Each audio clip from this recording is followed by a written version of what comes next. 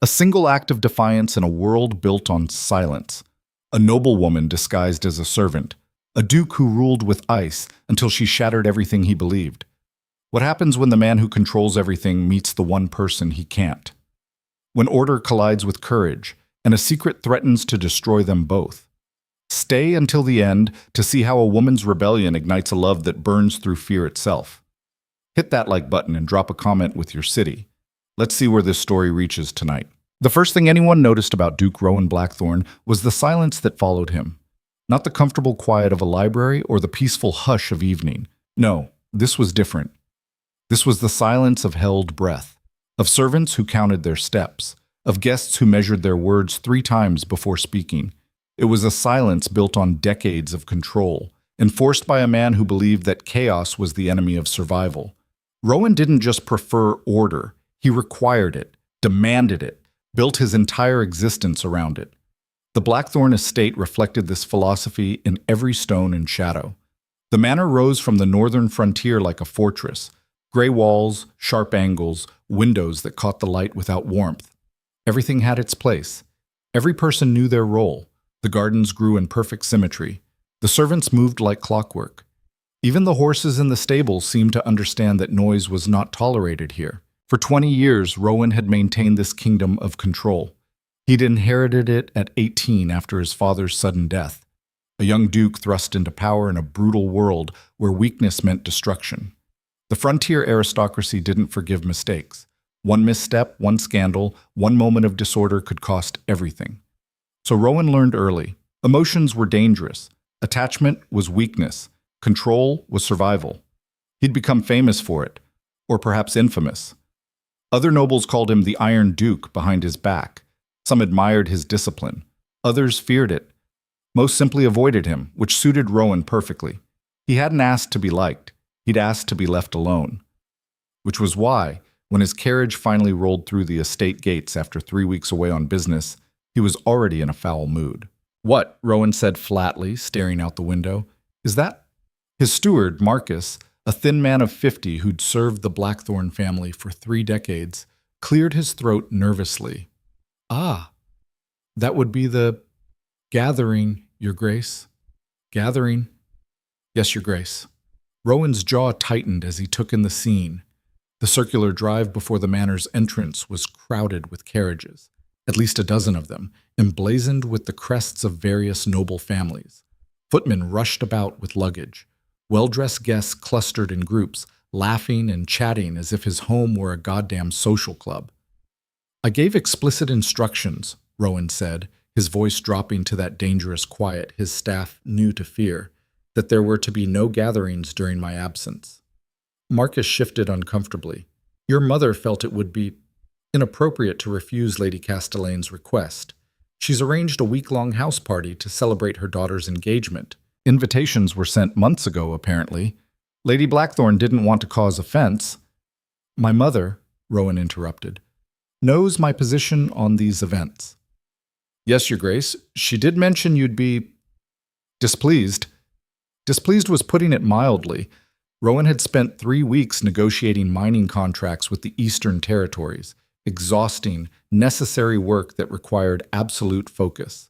He'd looked forward to returning to silence, to order, to the predictable rhythm of his controlled existence. Instead, he was coming home to chaos. The carriage rolled to a stop. Rowan didn't wait for the footman to open the door. He shoved it open himself and stepped out, his tall frame unfolding with barely contained irritation.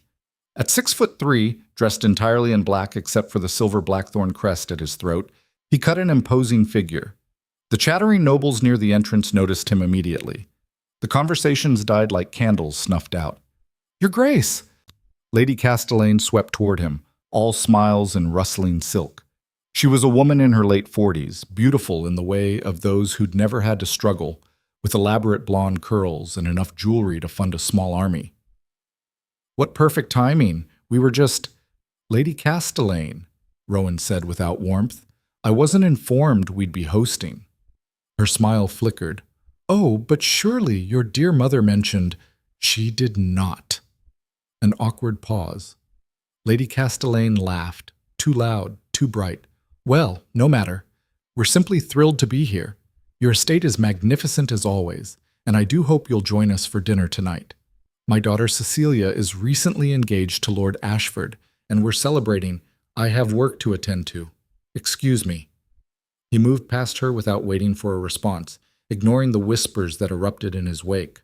Let them talk. Let them be offended. He didn't care. Marcus hurried to keep pace as Rowan strode through the entrance hall. "Your mother is in the east drawing room, Your Grace. She asked to speak with you upon your arrival." I'm sure she did.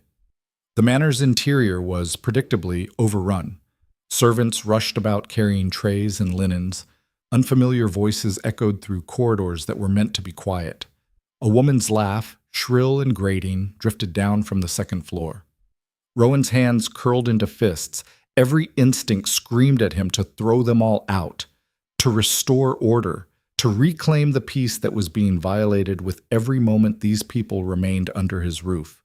But even he couldn't do that, not without causing a scandal that would echo through the frontier aristocracy for years.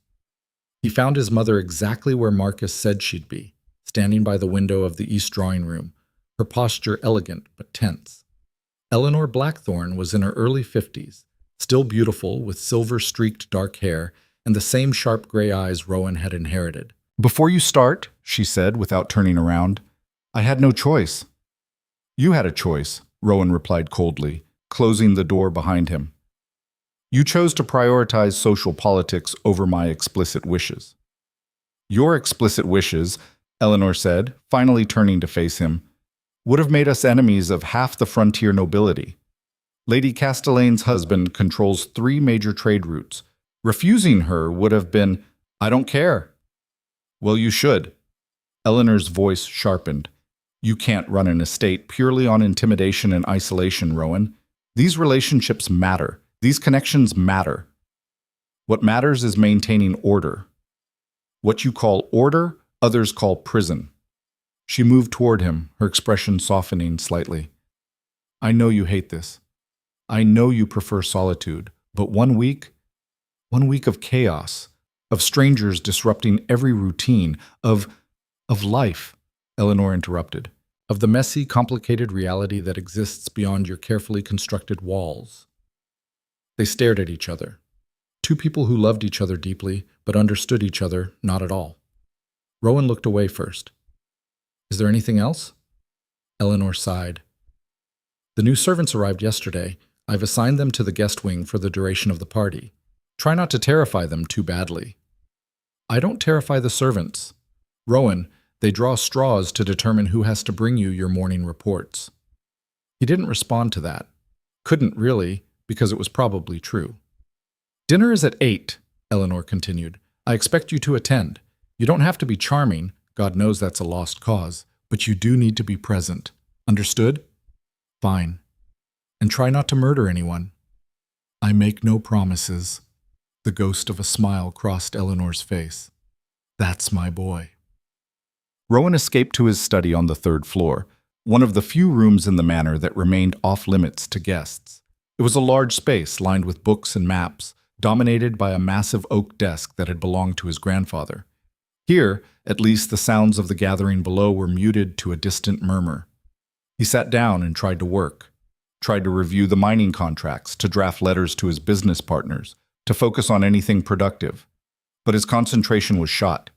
Every burst of laughter from below felt like fingernails on a chalkboard. Every raised voice a disruption to the order he'd built. This was the problem with people. They were unpredictable, emotional, chaotic. Give them an inch and they'd take everything, leaving destruction in their wake. Rowan had learned that lesson young, younger than most people realized. He'd been 11 when his father first explained the truth about their world. They'd been riding through the estate, just the 2 of them, when Duke Edmund Blackthorne had stopped his horse and turned to his son with unusual seriousness. "You need to understand something," his father had said. "This world doesn't forgive weakness. The moment they see you as soft, as sentimental, as anything less than in control, that's when they strike. That's when you lose everything." Young Rowan hadn't fully understood then, but 7 years later, when his father collapsed at a dinner party, a sudden heart attack that killed him before the doctor even arrived, Rowan understood perfectly. The vultures had descended within days. Neighboring nobles questioning his right to inherit, business partners attempting to renegotiate contracts, even distant relatives emerging from nowhere to contest the will. At 18, grieving and overwhelmed, Rowan could have crumbled, could have let his emotions show, could have asked for help, could have been human. Instead, he'd become ice. He'd crushed every challenge with ruthless efficiency. Ousted the contesting relatives through obscure legal precedents, renegotiated contracts from a position of strength, made it brutally clear that the young Duke Blackthorn was not to be trifled with. It had worked. Within a year, his control was absolute. But it had cost him something fundamental, some essential warmth that other people seemed to possess naturally. He'd buried his grief so deep he couldn't find it anymore, had locked away every soft emotion until he wasn't entirely sure they still existed. Now, at 33, Rowan barely recognized the boy he'd been. That version of himself, the one who'd laughed freely, who'd cried at his father's funeral, who'd believed in things like trust and connection, was gone. And most days, Rowan told himself he didn't miss him. A knock at the door interrupted his thoughts. "What?" he called out. Marcus entered, looking apologetic. "Your Grace, there's been an incident in the servants' hall. One of the new girls—" "Handle it," Rowan said dismissively. "I would, Your Grace, but Lady Castellane is insisting you be informed. Apparently her lady's maid accused the girl of theft, and I don't care about petty staff disputes. The girl is claiming innocence rather vocally. Several guests have complained about the noise." Of course they had. Rowan rubbed his temples, feeling the familiar pressure building behind his eyes. "Where is she now?" "Still in the servants' hall. Lady Castellane's maid has her cornered and—" "Fine." Rowan stood abruptly. "I'll deal with it." The servants' hall was located in the manor's lower level, a space Rowan rarely visited. The journey there took him through the busy kitchen, where staff scrambled to prepare dinner for 24 nobles. The noise and heat were almost overwhelming. He found the commotion easily enough. A crowd had gathered near the servants' dining area, a mix of house staff and visiting servants, all clustered around something Rowan couldn't quite see. The crowd parted at his approach. People always move for Rowan, not out of respect necessarily, but out of something closer to survival instinct. At the center of the circle stood two women. The first was immediately recognizable, Margot, Lady Castellane's personal maid. She was in her 30s, dressed in fine servant's livery, with a face twisted in righteous indignation. In her hand, she held a small silver hairbrush. The second woman— Rowan stopped. She was young, probably early 20s, dressed in a simple servant's dress that had seen better days. Her dark hair was pulled back in a practical bun, though several strands had escaped to frame her face. She stood with her back against the wall, chin lifted in defiance despite being obviously cornered. But it was her eyes that caught him.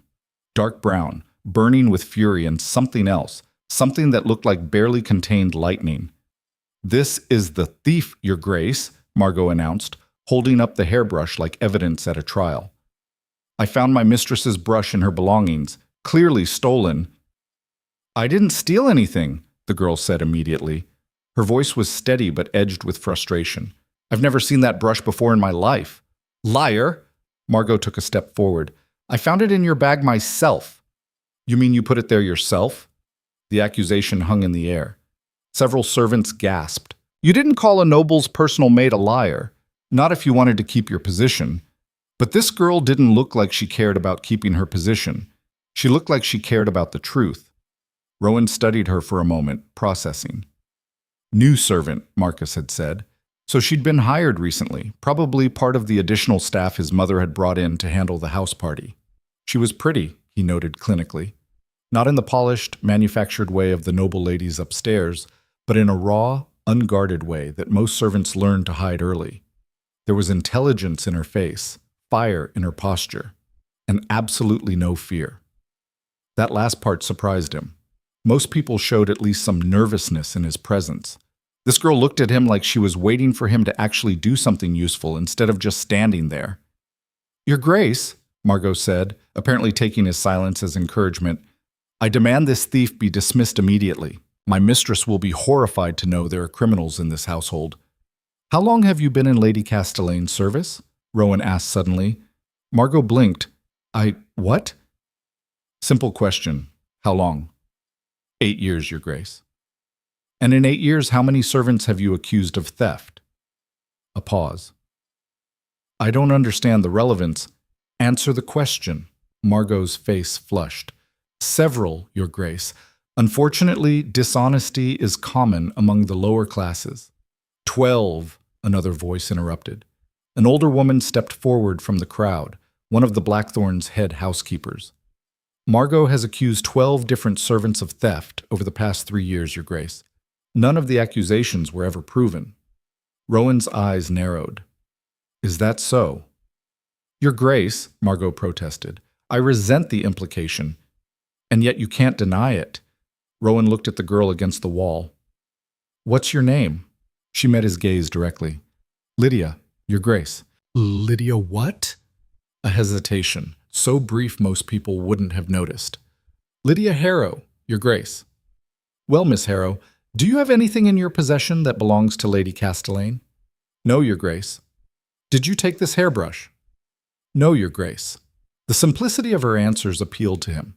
No elaborate explanations, no pleading, just plain denial. Rowan turned back to Margot. You claim you found the brush in her belongings. Who was present when you made this discovery? No one, Your Grace. I was searching alone. Searching, Rowan let the word hang. On what authority? I had reason to suspect. On what authority? Rowan repeated, his voice dropping to that dangerous quiet. Did you enter another servant's private space and search her belongings without supervision or permission? Margot's mouth opened and closed. Around them, the gathered servants had gone completely silent. The brush is worth what? £5? Rowan continued. You're willing to destroy this girl's reputation and livelihood over £5, based on an unsupervised search conducted by someone with a documented history of false accusations? Your Grace, I assure you. You assure me nothing. Rowan looked at Marcus, who'd been standing quietly to the side.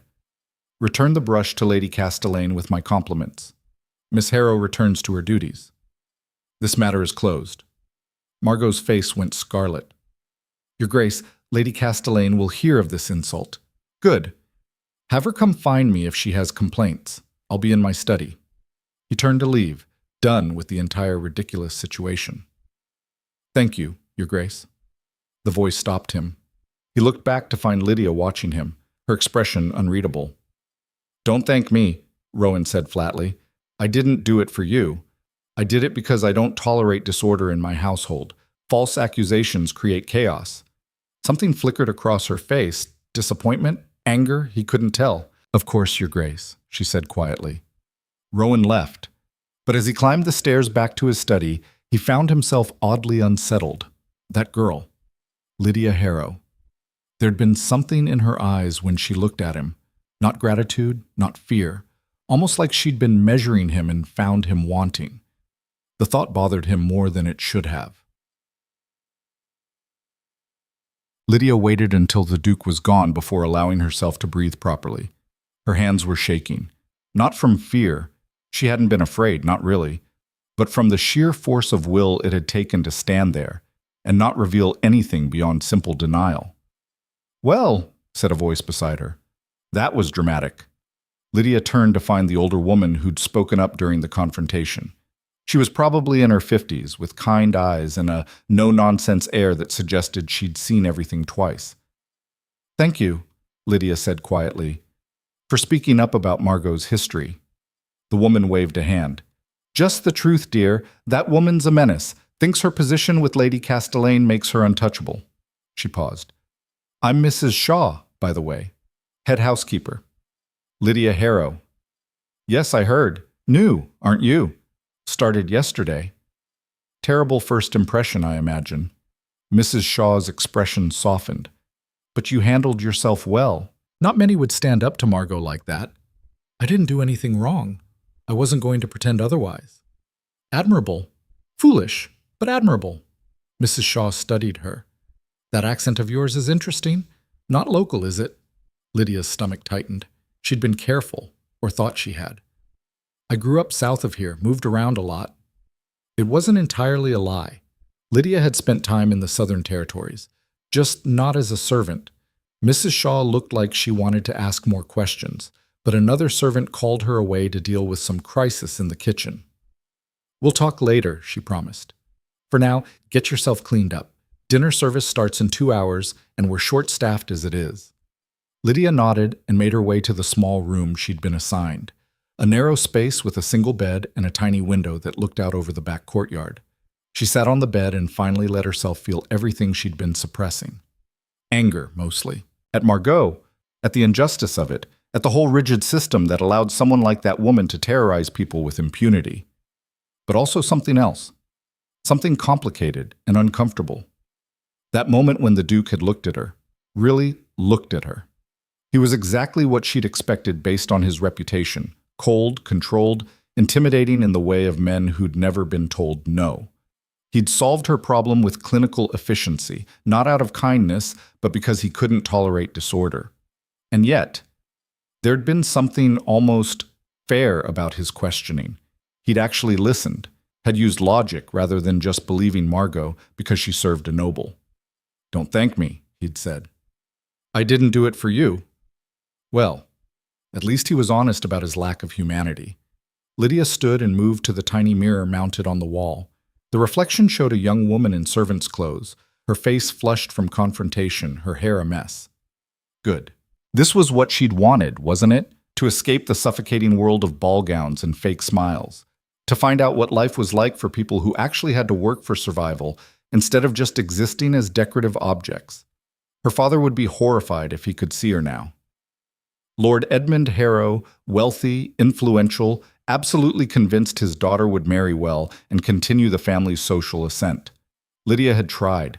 God, she'd tried to be the daughter he wanted. Had attended the balls, smiled at the suitors, played the role of eligible noble lady. But every day felt like drowning. The endless expectations, the judgment, the complete lack of purpose beyond looking pretty and marrying someone powerful. So 3 weeks ago, she'd made a decision. She'd used contacts from her late mother's side, people who'd actually worked for a living, to secure false references and a position in a large household far from her father's social circle.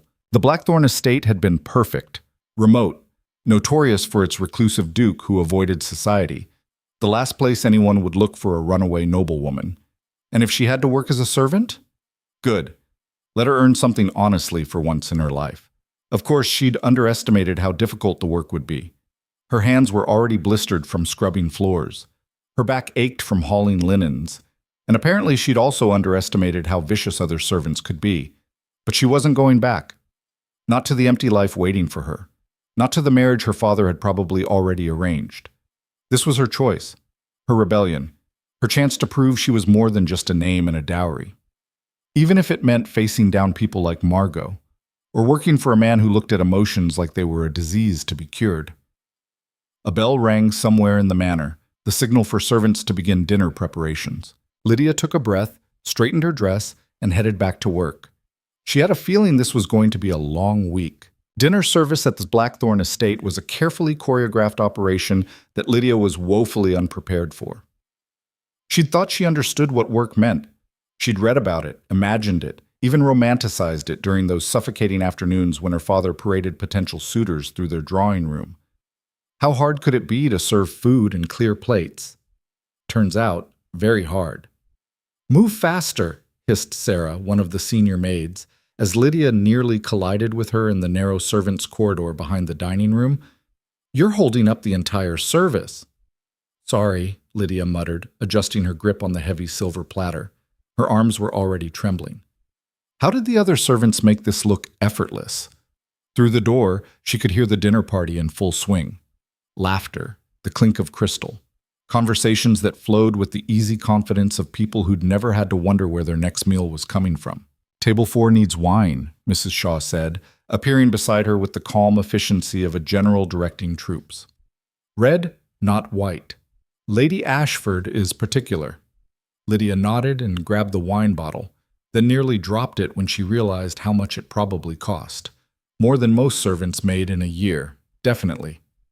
She pushed through the door into the dining room. The space was overwhelming. 2 long tables arranged in a T-shape, covered in white linen and set with more silverware than any human could reasonably need. Crystal chandeliers cast golden light over the assembled guests. 23 nobles dressed in their finest, engaged in the particular kind of competitive conversation that passed for entertainment among the wealthy. Lydia kept her eyes down as she'd been instructed and made her way to table 4, where Lady Ashford sat holding court with 3 other women. She was young, maybe Lydia's age, with elaborate blonde ringlets and a laugh that sounded like breaking glass. "And I told him," Lady Ashford was saying, "if he thinks I'm moving to that dreadful estate in the Eastern Territories, he's absolutely mad. I don't care how much land his family owns." Lydia reached for Lady Ashford's glass. "Carefully," Lady Ashford said sharply, not even glancing at her. "That crystal is irreplaceable." "Yes, my lady." Lydia poured slowly, concentrating on keeping her hand steady. "Speaking of dreadful estates," one of the other women said, "have you seen the Duke this evening? I heard he made quite an entrance earlier." "Oh, Rowan's always dramatic," Lady Ashford replied dismissively. All that brooding silence. "It's so tiresome." Lydia's hand jerked slightly. A drop of wine splashed onto the tablecloth. Lady Ashford's eyes snapped to her. "Are you incompetent or just careless?" "I apologize, my lady. It won't happen again." "See that it doesn't." Lady Ashford turned back to her companions. "Anyway, I don't understand why anyone tolerates him. Yes, he's wealthy and powerful, but honestly, the man has the emotional range of a stone." The other women laughed. Lydia finished pouring and moved to the next guest, her face burning. She hated this, hated the casual cruelty in Lady Ashford's voice, hated how these people talked about servants like they weren't even human, hated that she'd once been one of them and had probably sounded just as awful. "More wine here," called a man at the head of the table. Lord Castellane, Lady Ashford's father, a large man with a red face and too loud voice. Lydia made her way over. As she poured, Lord Castellane was deep in conversation with the man beside him. "The frontier's changing," he was saying. "Mark my words. Another 5 years and the old families won't matter anymore. It'll all be about who has the money, not the bloodlines." "Surely the Duke won't stand for that," his companion replied. "Blackthorn's as traditional as they come." "Traditional," Lord Castellane snorted. "That's a polite word for it. Man's living in the past. All that control, all that discipline, it's not sustainable. Eventually something's got to break." Lydia moved away, but the words stayed with her. Something's got to break. She glanced toward the head of the T-shaped table arrangement where the Duke sat in rigid silence. He was dressed formally in black, his expression unreadable as he listened to his mother speak with another guest. Even sitting perfectly still, he radiated tension. What would it take, Lydia wondered, to crack that control? What was he so afraid would happen if he let go even slightly? "Lydia," Mrs. Shaw appeared at her elbow. "Kitchen needs help with the next course. Go." Grateful for the escape, Lydia hurried back through the servants' door. The kitchen was chaos incarnate. The cook, a massive woman named Agnes, was shouting orders while 3 assistant cooks scrambled to plate the main course. The heat was oppressive.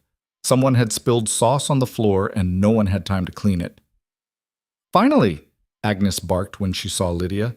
"Take these plates out. Table 2, seats 4 through 7, and don't you dare drop them."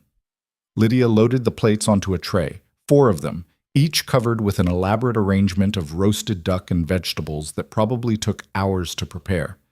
The tray was heavier than she expected, much heavier. She made it 3 steps before her arms started shaking. "You all right?" asked another servant, a young man about her age with kind eyes. "Fine," Lydia lied. "Just heavy." "Want help?" "I can manage." It was stupid pride, she realized later, but in that moment she was determined to prove she could do this, could survive in this world, could be more than just a decorative object. She pushed back through the door into the dining room, made it 5 steps. Then her left arm gave out. The tray tilted. Lydia lunged to catch it, overcorrected, and watched in horror as all 4 plates slid sideways. She managed to grab 3 of them, barely, but the 4th went crashing to the floor in an explosion of porcelain and duck meat. The entire dining room went silent. Lydia stood frozen, holding the tray of remaining plates, her face burning hot enough to ignite. "Well," Lady Ashford said into the silence, "that was graceful." Laughter rippled through the room, not kind laughter, the sharp, cutting kind that felt like knives. "I'm so sorry," Lydia managed. "I'll clean it immediately." "You'll do more than clean it," Lady Castellane said coldly. "That plate was part of a set that's been in my family for generations. Do you have any idea what it's worth?" Lydia's throat tightened. "No, my lady." "More than you'll make in 5 years of service." Lady Castellane turned to Eleanor Blackthorne, who sat nearby. "Lady Blackthorne, I must insist this girl be dismissed. Such clumsiness is unacceptable." Eleanor looked uncomfortable. "Perhaps we should discuss—" "There's nothing to discuss. She's clearly incompetent." "I'll pay for it," Lydia said suddenly. Everyone turned to stare at her. "I'll pay for the plate," she repeated, forcing her voice to stay steady, even though her hands were trembling. "However long it takes. I'll work without wages until the debt is cleared." Lady Castellane's eyebrows rose. "Do you even comprehend how long that would take?" "I don't care. It was my mistake. I'll fix it." The room had gone quiet again, but this was a different kind of silence. People were watching her now with something like curiosity, or maybe confusion. Apparently servants weren't supposed to offer solutions, just accept punishment. "How noble," Lady Ashford said, her voice dripping sarcasm. "The clumsy maid wants to play martyr." More laughter. Lydia felt her face flush darker. "That's enough." The voice cut through the room like a blade. Everyone turned. The Duke was standing. He'd been so quiet throughout dinner that Lydia had almost forgotten he was there. Now he commanded the room's attention without even trying. "The plate will be replaced," Rowan said flatly. "Send the bill to my accounts. The matter is closed." Lady Castellane opened her mouth to protest. "Closed," Rowan repeated, his tone brooking no argument. "Miss Harrow, clean up the mess and return to your duties." He sat back down, his expression unchanged, and returned to his dinner as if nothing had happened. Lydia stood there for a moment, stunned. Then she knelt and began gathering the broken porcelain, her hands shaking from more than just exhaustion. Why had he done that? He'd made it clear earlier that he didn't do things out of kindness, so what was this? More control, probably. More of his obsessive need to maintain order. But as she worked, she couldn't shake the memory of his voice. Not cold this time, just final. Like he was declaring a law of nature rather than making a decision. She finished cleaning and escaped back to the kitchen, ignoring the pitying looks from other servants. "Don't worry about it," the young man from earlier said quietly. "We've all dropped something." "Not in front of the entire dining room," Lydia muttered. True. That was impressively bad timing. Despite everything, she almost smiled. The rest of dinner service passed in a blur. Lydia kept her head down, focused on not making any more mistakes, and tried to ignore the occasional disdainful glance from the nobles. By the time the guests finally retired to the drawing rooms for after-dinner drinks, Lydia was exhausted in a way she'd never experienced. Every muscle ached. Her feet felt like they were on fire. Her hands were raw. "First day's the worst," Mrs. Shaw said, finding her in the servants' corridor. "Gets easier." "Does it?" "No, not really, but you get used to the pain." Mrs. Shaw studied her. "You did well, considering. Most girls would have cried after what Lady Ashford said." "I don't cry easily." "I'm starting to see that." Mrs. Shaw paused. "The Duke intervening twice in one day, that's unusual. He typically doesn't involve himself in servant matters." Lydia shrugged, trying to look unconcerned. "Maybe he just hates disorder." "Maybe." But Mrs. Shaw's expression suggested she didn't quite believe that. Before Lydia could respond, raised voices echoed from somewhere deeper in the servants' wing. "What now?" Mrs. Shaw muttered, heading toward the sound. Lydia followed, her curiosity overriding her exhaustion. They found a cluster of servants gathered outside one of the small storage rooms. Inside, Lydia could see Margot, Lady Castellane's maid, standing over a woman who sat on a wooden stool, her face in her hands. "I don't care if you're tired," Margot was saying sharply. "Lady Castellane's gowns need pressing for tomorrow, and they need it done properly. Not the sloppy work you did this afternoon." "I pressed them twice already," the woman said quietly. She was older, maybe 60, with gray hair and tired eyes. They looked perfect. Perfect? There were wrinkles visible under lamplight. "Do you have any idea how that reflects on my mistress?" "On me?" Margot, Mrs. Shaw said from the doorway. That's enough. Margot turned, her expression morphing into false pleasantness. Mrs. Shaw, I was just ensuring the standards are maintained. The standards are fine. Martha's been pressing gowns for 30 years. I think she knows what she's doing. Nevertheless, these particular gowns require special attention. Then press them yourself. The suggestion hung in the air. Margot's face tightened. I am Lady Castellan's personal maid. I don't do pressing. Then stop criticizing those who do. Mrs. Shaw's voice was pleasant but firm. Martha, go get some rest. I'll handle the gowns. Martha stood shakily. As she passed Margot, the younger woman's lip curled in disgust. This is exactly the problem with frontier estates, Margot said. No proper standards, no discipline. In a real household, incompetence like this would never be tolerated. In a real household, Lydia heard herself say, people like you would be fired for creating unnecessary drama. The words were out before she could stop them. Every servant in the corridor froze. Margot turned slowly to face her. Excuse me? You heard me. Lydia stepped forward, her exhaustion transforming into anger. You've done nothing but cause problems since you arrived. False theft accusations, bullying older servants, creating work for other people just to feel important. What exactly do you contribute besides misery? How dare you? No, how dare you? Lydia was fully committed now, all her frustration from the day pouring out. Martha's been working since before you were born. She doesn't need some petty tyrant telling her how to do her job. Margot's face went scarlet. You insolent little Margot. A new voice, quiet but commanding. Everyone turned. A woman stood at the end of the corridor. She was in her 50s, dressed in servant's clothes but carrying herself with an odd dignity that didn't quite match her position. Her dark hair was streaked with silver, pulled back in a simple bun. Her eyes were sharp and assessing. Lady Castellane is asking for you, the woman said calmly. Margot hesitated, clearly torn between continuing the confrontation and obeying her mistress's summons. Now, the woman added. Margot shot Lydia one last venomous look before sweeping past, muttering about standards and disrespect. The tension broke.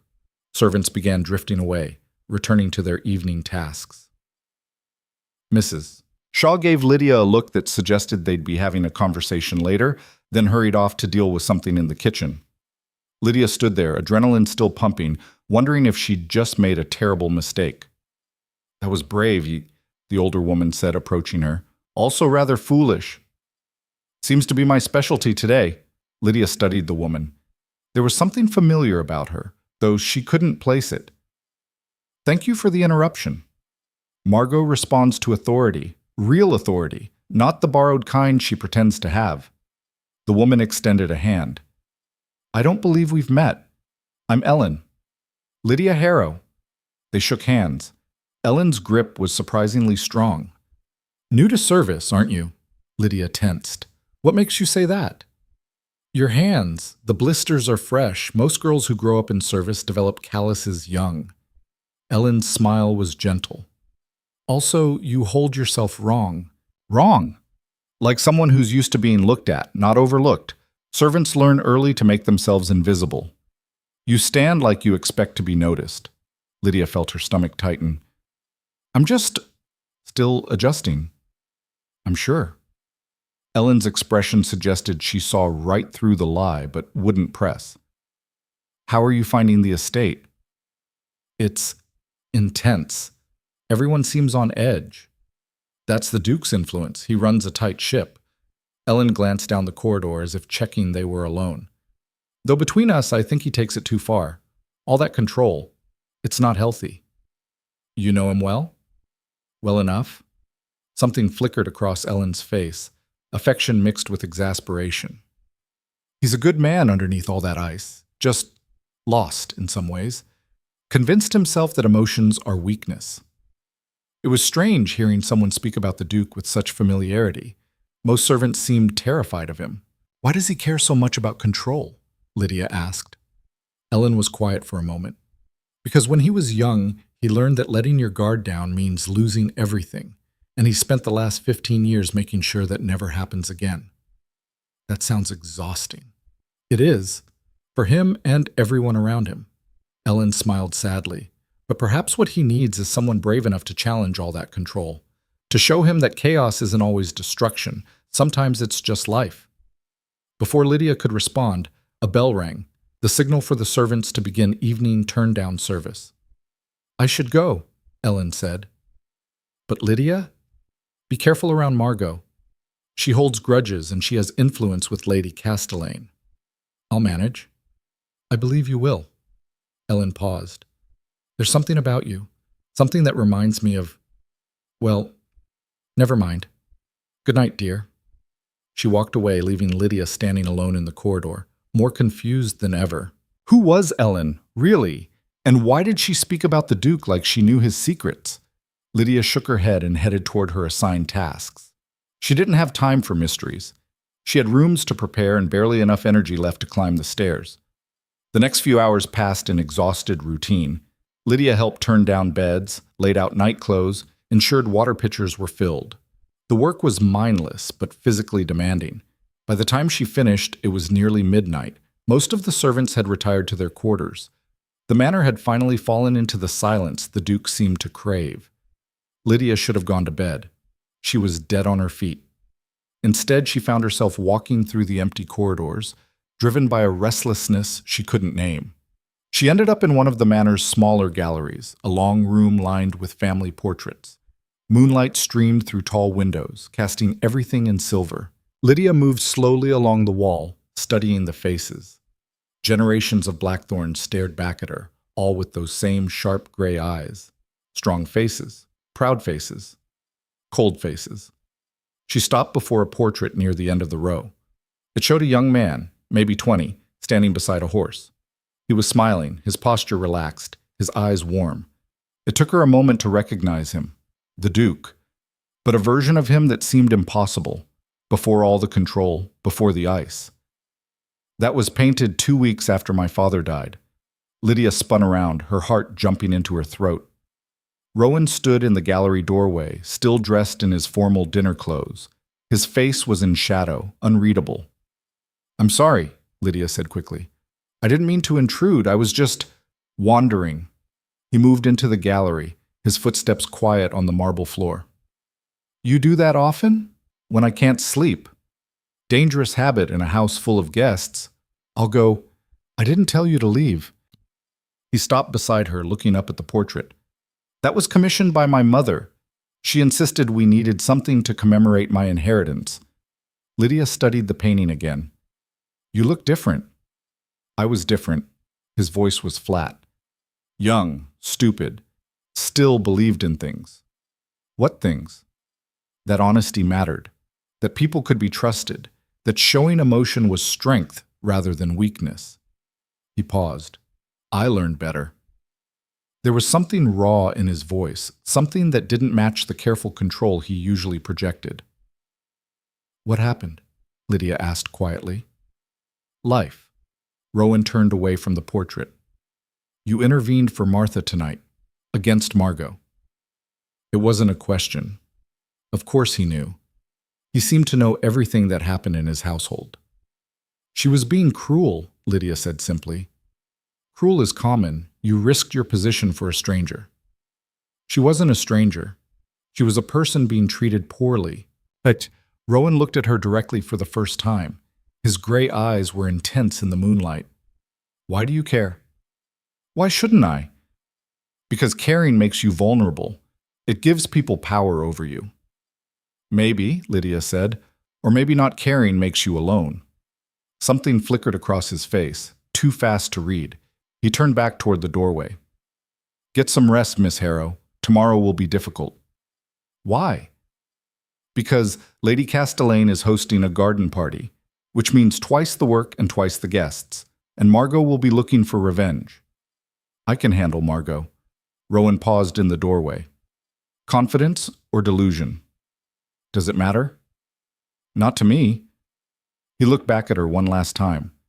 But it might matter to you when she makes your life miserable. He left, his footsteps fading down the corridor. Lydia stood alone in the gallery, staring at the portrait of the young Duke who'd believed in things. What had broken him so completely? What had convinced him that control was the only answer? And why did part of her want to find out, despite knowing it was dangerous to care about the answers? She finally dragged herself to bed, but sleep was elusive. Her mind kept replaying the day, the confrontations, the Duke's interventions, Ellen's cryptic words, that portrait of a man who'd learned to bury everything human inside himself. When she finally slept, she dreamed of walls slowly cracking apart. The next morning arrived too early. Lydia woke to aggressive knocking on her door. "Up," Mrs. Shaw's voice called. "Garden party preparations start in 30 minutes, and Lady Castellane specifically requested you be assigned to her tent." Lydia groaned and forced herself upright. Her entire body ached. This was going to be a very long day. She had no idea just how long. The garden party was already a disaster by 10 in the morning. Lydia stood inside Lady Castellane's elaborate white tent, watching 3 servants struggle to hang silk drapes that kept collapsing. Outside, guests wandered through the estate's formal gardens, sipping champagne and pretending to admire flowers they couldn't name. The sun beat down mercilessly, turning the tent into an oven despite the open sides. "No, no, no," Lady Castellane snapped, gesturing dramatically at the drapes. "They need to be higher, more elegant. This looks like a funeral parlor." One of the servants, a girl barely 16, looked close to tears. "We've hung them 3 times already, my lady." "Then hang them a 4th time until you get it right." Lydia bit her tongue and focused on arranging the refreshment table. Her assignment was simple: stay in Lady Castellane's tent, serve drinks, and try not to exist too loudly. Which would have been manageable, except that Margot was also assigned here, and had spent the last hour finding increasingly creative ways to make Lydia's life miserable. "Those glasses are filthy," Margot said, appearing at her elbow. "Rewash them." Lydia inspected the glass in her hand. It was spotless. "They're clean." "Are you questioning my judgment?" "I'm questioning your eyesight." Margot's face went tight. Before she could respond, Lady Castellane called her over to complain about the chair arrangements. Lydia exhaled slowly and set down the glass. Her hands were already cramping from the morning's work.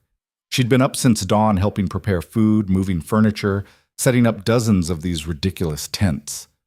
Also, a bunch of nobles could pretend to enjoy nature without actually experiencing any of its discomforts. Through the tent opening, she could see the Duke standing alone near the rose garden. He wore black as always, formal, but somehow looking even more rigid than usual. His mother was trying to engage him in conversation with Lord Ashford, but Rowan's responses were clearly monosyllabic. Eleanor looked frustrated. "He's impossible, isn't he?" Lydia turned to find Ellen beside her carrying a tray of empty champagne flutes. "The Duke?" Lydia asked. "Who else?" Ellen's smile was fond despite her words. "Look at him, surrounded by people and completely alone. It's almost tragic. Maybe he prefers it that way." "No one prefers that. They just convince themselves they do because it's safer than risking connection." Ellen set down her tray. "You should see him when he thinks no one's watching. Sometimes I catch him looking at old family portraits with this expression, like he's mourning something he can't quite remember." Lydia wanted to ask more, but Lady Castellane's shrill voice cut through the tent. "Where's my daughter? Cecilia should have been here 20 minutes ago. Someone find her immediately." "I'll go," Margot said quickly, clearly eager to escape the chaos. She swept out, leaving Lydia alone with the refreshment duties. Which was fine until Lady Ashford arrived with 4 other women, all demanding elaborate drinks that required ingredients Lydia couldn't find. "It's not complicated," Lady Ashford said impatiently. "Champagne with elderflower cordial. Surely even you can manage that." "We don't have elderflower cordial, my lady." "Then improvise." Lydia wanted to ask how exactly one improvised a specific ingredient, but Lady Ashford had already turned away, dismissing her from existence. She was searching through bottles behind the refreshment table when she heard it, a scream from somewhere in the gardens. Not a playful scream, a real one. The tent went silent. Lady Castellane emerged from where she'd been micromanaging the drapes. "What on earth?" Another scream, followed by shouting. Guests began moving toward the sound. Lydia found herself swept along with the crowd, her heart pounding. They found Cecilia Castellane collapsed on a garden path, surrounded by concerned nobles.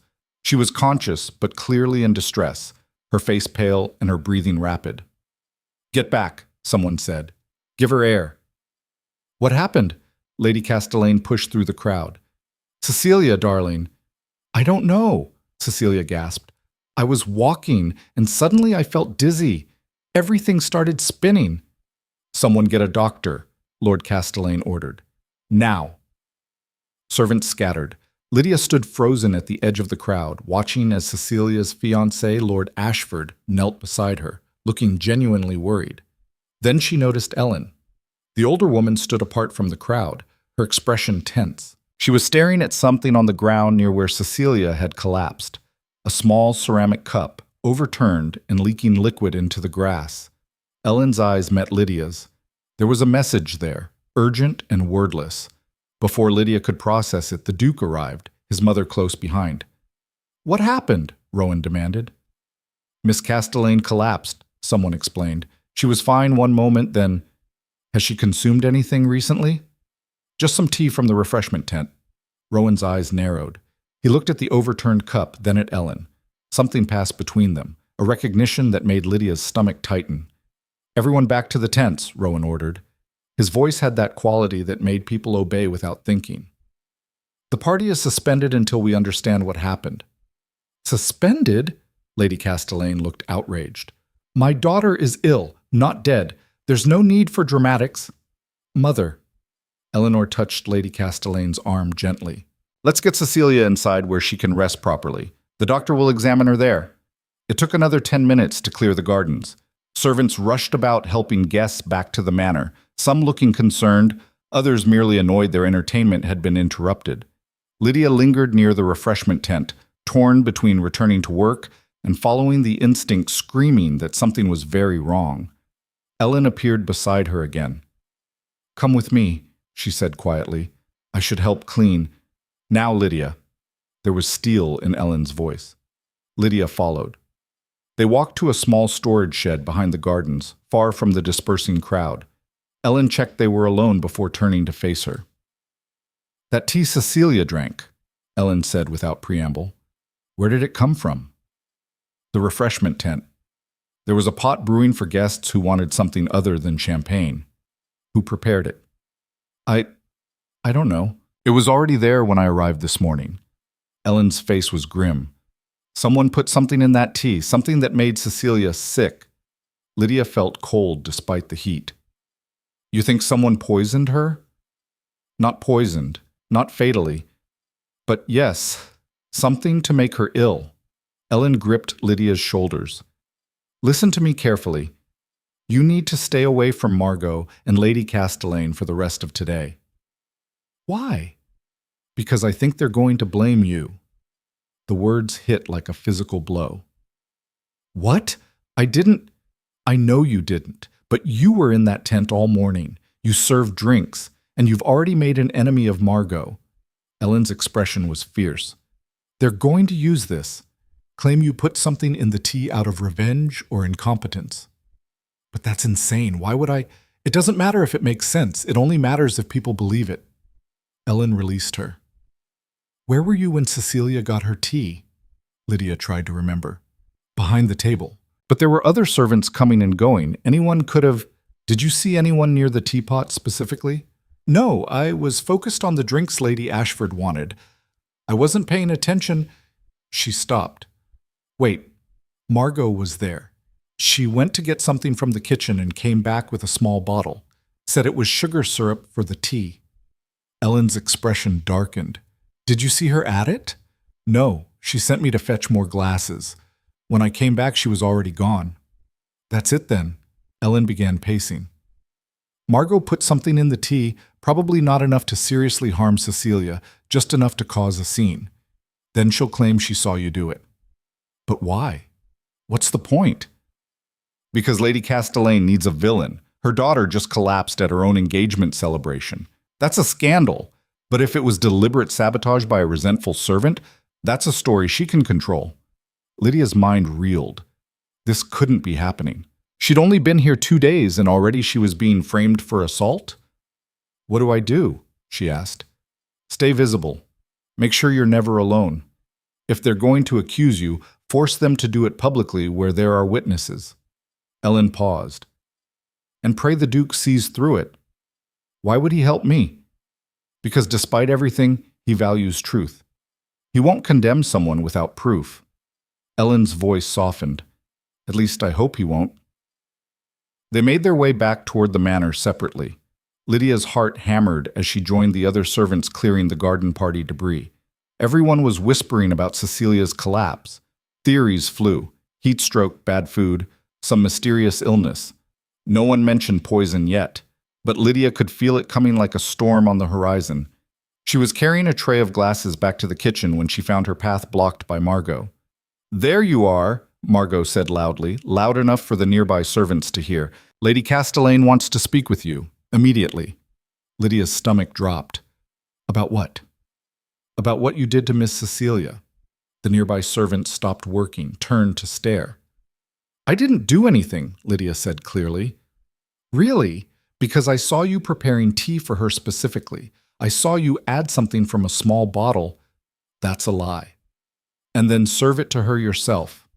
I never served her anything. She got the tea from the communal pot.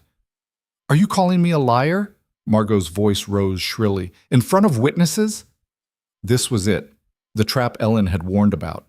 If Lydia backed down now, it would look like guilt. But if she pushed back, she'd be accused of insubordination. I'm saying you're mistaken, Lydia said carefully. I prepared drinks for Lady Ashford's group. I never personally served Miss Cecilia anything.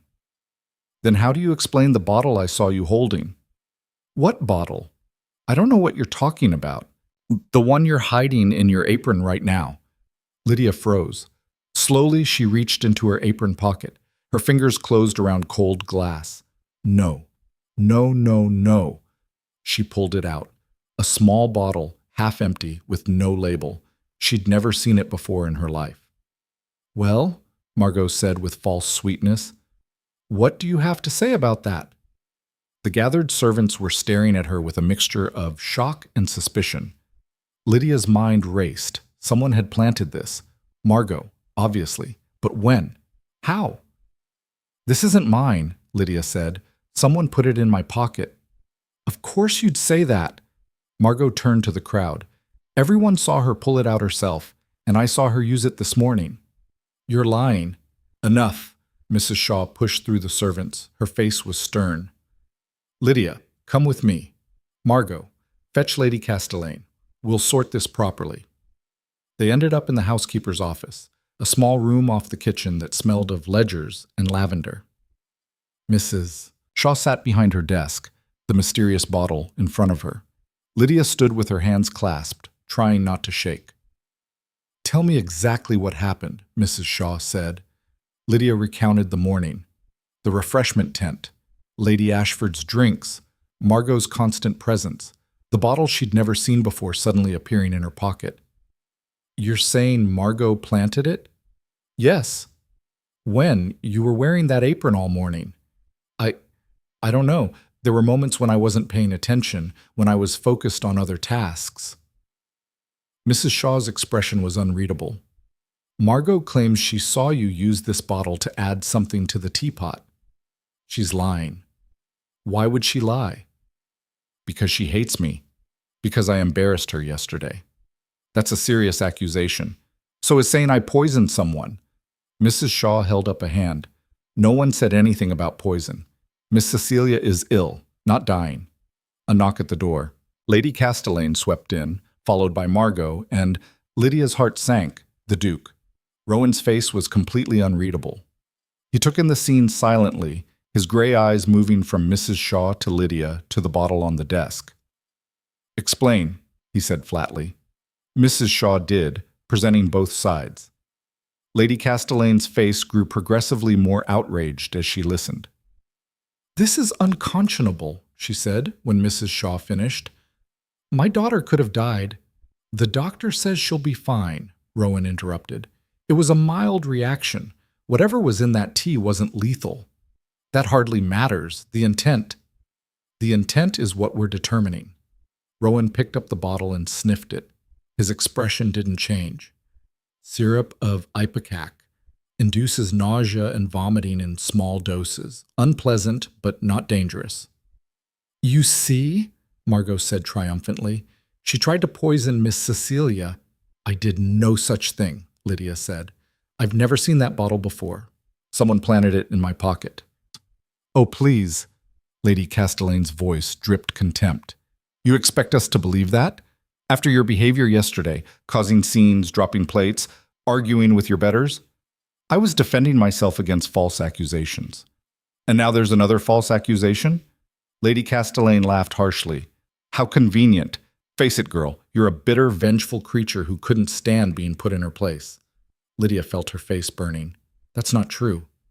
Isn't it? You've been here barely 2 days and caused nothing but trouble. You're clearly unsuited to service. Probably came from some failed household where you were dismissed for similar behavior. Enough! Rowan's voice cut through the room like a knife. Everyone fell silent. He was staring at Lydia with an intensity that made her want to look away. But she held his gaze, willing him to see the truth. Miss Harrow, Rowan said slowly, do you know what this substance is? No, Your Grace. Have you ever heard of syrup of ipecac? No, Your Grace. Would you recognize it if you saw it? No, Your Grace. Rowan set down the bottle. Then explain to me how you would have known to use it. Lady Castellane sputtered. She could have asked someone, who? She's been here 2 days. She knows no one, has no connections. Rowan turned to Margot. You, on the other hand, have been in noble service for 8 years. You would recognize such substances. Margot's face paled. Your Grace, I would never... And you have an established pattern of making false accusations against other servants. Rowan's tone was conversational, which somehow made it more terrifying. 12 in the past 3 years, according to my records. Those weren't false. None were proven. All mysteriously dropped when the accused left service. He paused. Tell me, Margot. Where were you when the tea was being prepared? I was in the kitchen, fetching supplies. What supplies? Sugar syrup. For the tea. From where in the kitchen? The pantry. Which pantry? Margot hesitated. The main one. Interesting. Rowan glanced at Mrs. Shaw. The sugar syrup is kept in the butler's pantry, not the main one. Anyone who actually fetched it would know that. The room went very quiet. Your Grace, Margot said, her voice shaking now. I simply misspoke. You lied. Rowan turned to Lady Castellane. Your maid fabricated this entire incident. She put ipecac in the tea, planted the bottle on Miss Harrow, and attempted to frame her for assault. That's ridiculous, Lady Castellane said, but her voice had lost some of its conviction. Why would Margot... Because Miss Harrow humiliated her yesterday, made her look incompetent in front of other servants. This was revenge. You have no proof? I have a pattern of behavior. A maid who just lied about a basic household fact, and a victim who had no knowledge of or access to the substance in question. Rowan's voice was ice. That's more proof than you had against Miss Harrow. Lady Castellane's face went mottled red. How dare you? I will not stand here and let you accuse my personal staff. Then don't stand here. Leave. The words hung in the air like a death sentence. What? Lady Castellane whispered. You heard me. Pack your things, take your family and your servants and leave my estate. Today. You're throwing us out? I'm removing a disruptive presence from my household. Rowan's expression was carved from stone. You've caused nothing but chaos since you arrived. False accusations, abuse of staff, poisoning your own daughter to create a scandal. We didn't poison her, that girl did. Your maid did. On whose orders, I wonder? The implication settled over the room like poison itself. Lady Castellane stared at Rowan with pure hatred. You'll regret this. My husband controls 3 major trade routes. We have connections throughout the frontier. Then use them. Somewhere else. Rowan turned to Mrs. Shaw. See that the Castellane family is escorted off the property within the hour. Anyone who resists gets thrown out physically. He started for the door. Wait. Lydia found her voice.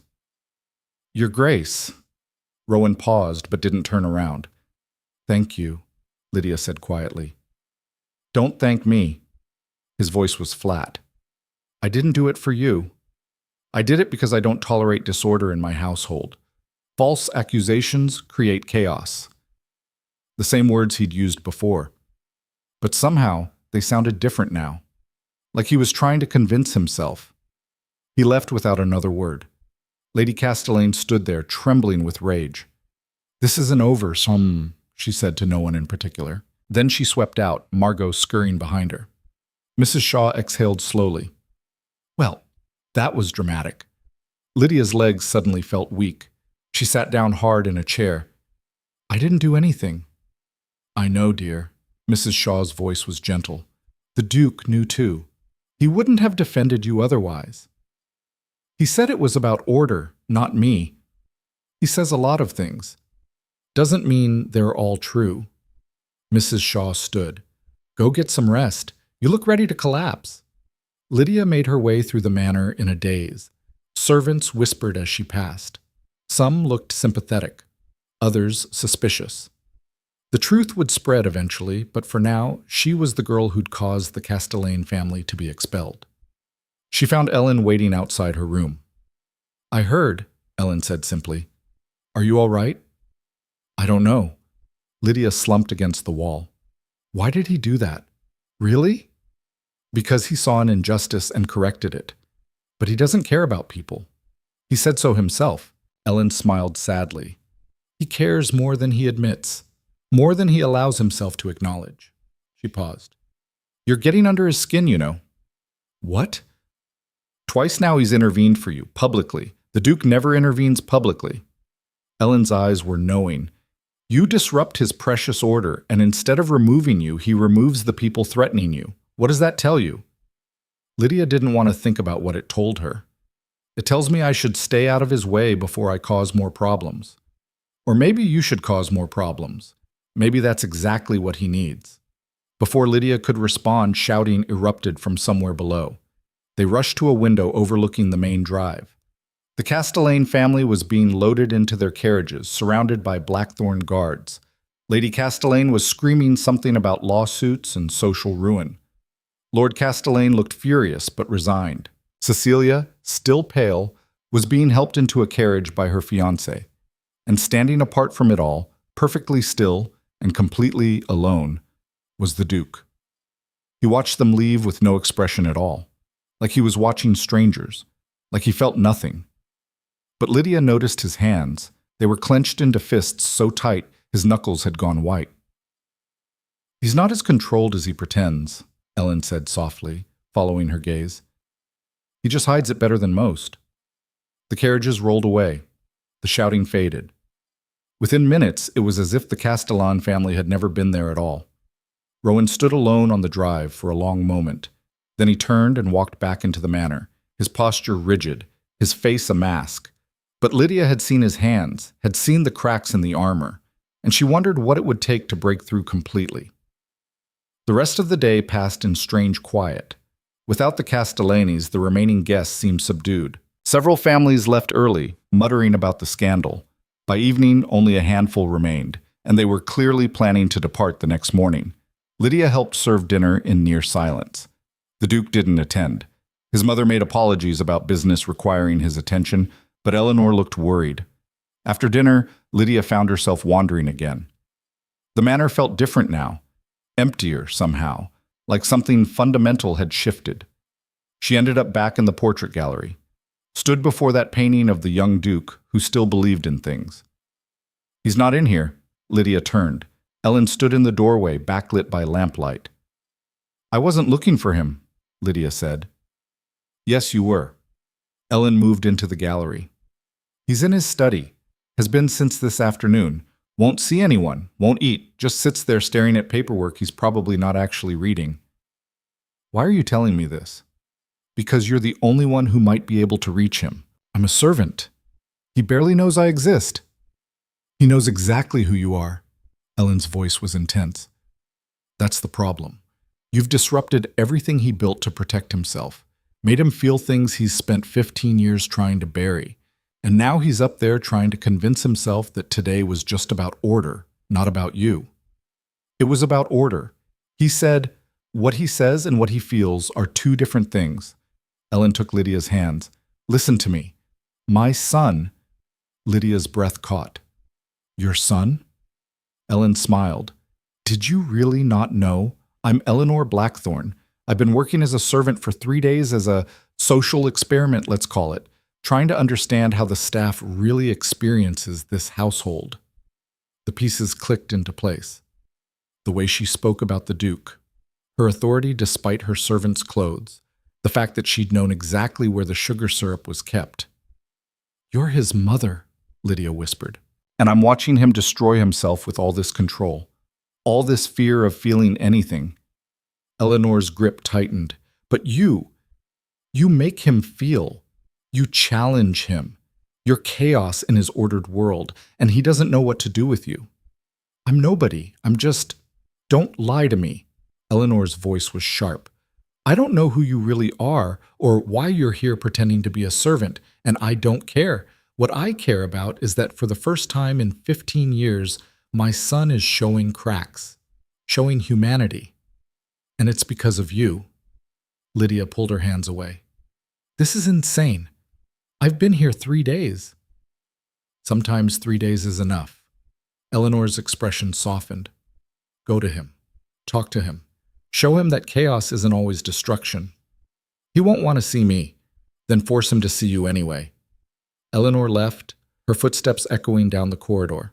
Lydia stood alone in the gallery, her heart racing. This was a terrible idea. The Duke had made it clear he wasn't interested in connection, that emotions were weakness, that caring made you vulnerable. But she'd seen his hands. Before she could talk herself out of it, Lydia headed for the 3rd floor. The study door was closed. Light showed beneath it. She could hear nothing from inside. She knocked. No response. She knocked again. Your Grace, it's Lydia Harrow.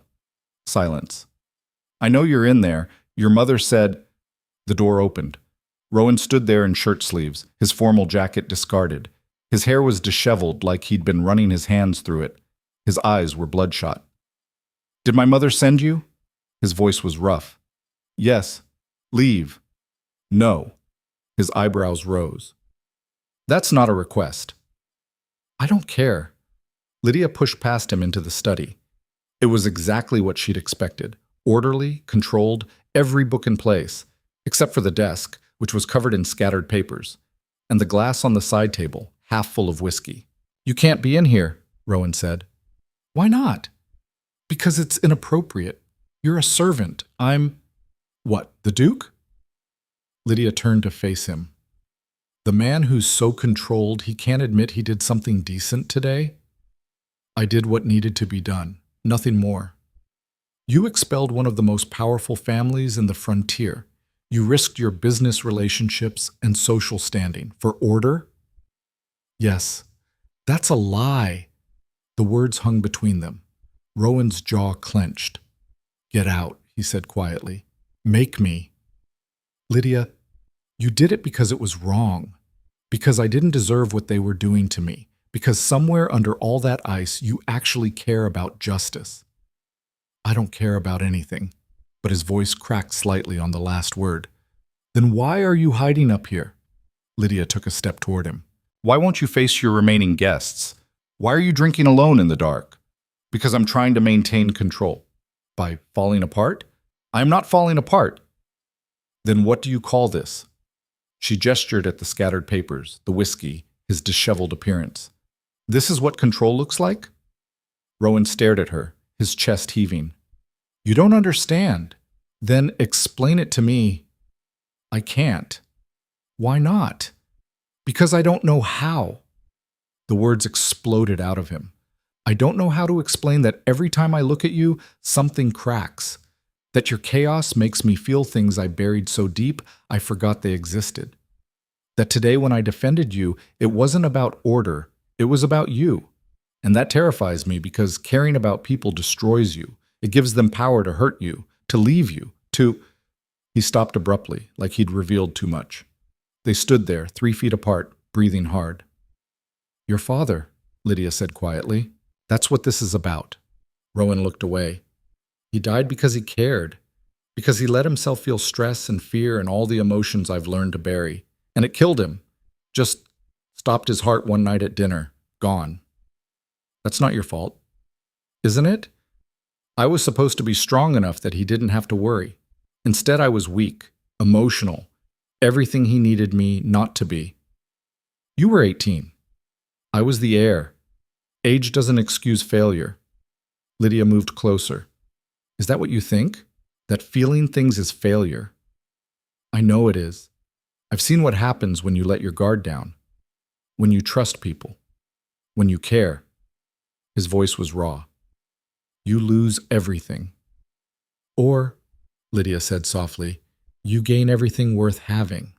Rowan finally looked at her. His gray eyes were storm dark and full of something that looked like pain. I can't, he whispered. I don't know how to be anything other than this. Then learn. By what? Letting you disrupt everything I've built? Yes. The single word hung between them. Rowan's expression was agonized. Then, slowly, he reached out and touched her face, just his fingertips against her cheek, tentative and terrified. You're going to destroy me, he said, or save you. For a moment, Lydia thought he might kiss her, might let himself crack completely open. Instead, he pulled back, stepped away, put distance between them like he was retreating behind walls. You should go, he said, his voice carefully controlled again. It's late. Rowan, please. The please broke her heart, because it wasn't the voice of a duke giving orders. It was the voice of a man barely holding himself together. Lydia turned toward the door, stopped, looked back. Running away from feeling doesn't make you strong, she said quietly. It just makes you alone. She left him standing in his study, surrounded by order that didn't mean anything, protected by control that was really just another form of prison. And as she walked back to her small room, Lydia realized with absolute certainty that she was falling for a man who was too afraid to fall back, which meant one of them was going to get hurt. She just didn't know yet that it would be both of them. Lydia woke to voices outside her door. Not the usual morning sounds of servants starting their routines. These were urgent, worried voices that pulled her from restless sleep into immediate alertness. She'd barely slept after leaving Rowan's study, had spent hours replaying their conversation, his broken confession, the way he'd touched her face like she was something precious he couldn't afford to keep. Now someone was pounding on doors down the hall.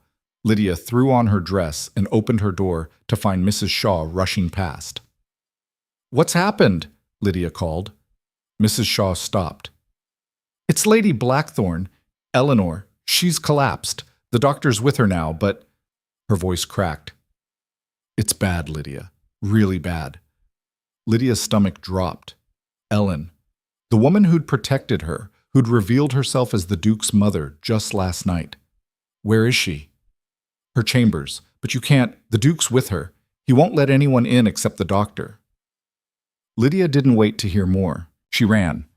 Eleanor's chambers were in the family wing, a section of the manor Lydia had never entered. 2 guards stood outside the door, but they were focused on the muffled sounds from inside. Voices raised in argument.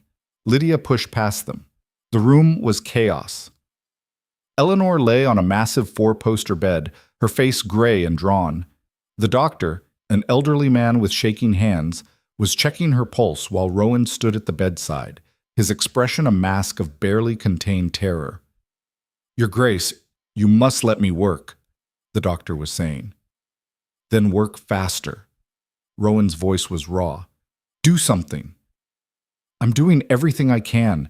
The fever came on suddenly, without knowing the cause. Then find the cause. Rowan. Eleanor's voice was weak but sharp. Stop shouting at the poor man. Rowan's face crumpled for just a second before he regained control. Mother, please, just rest.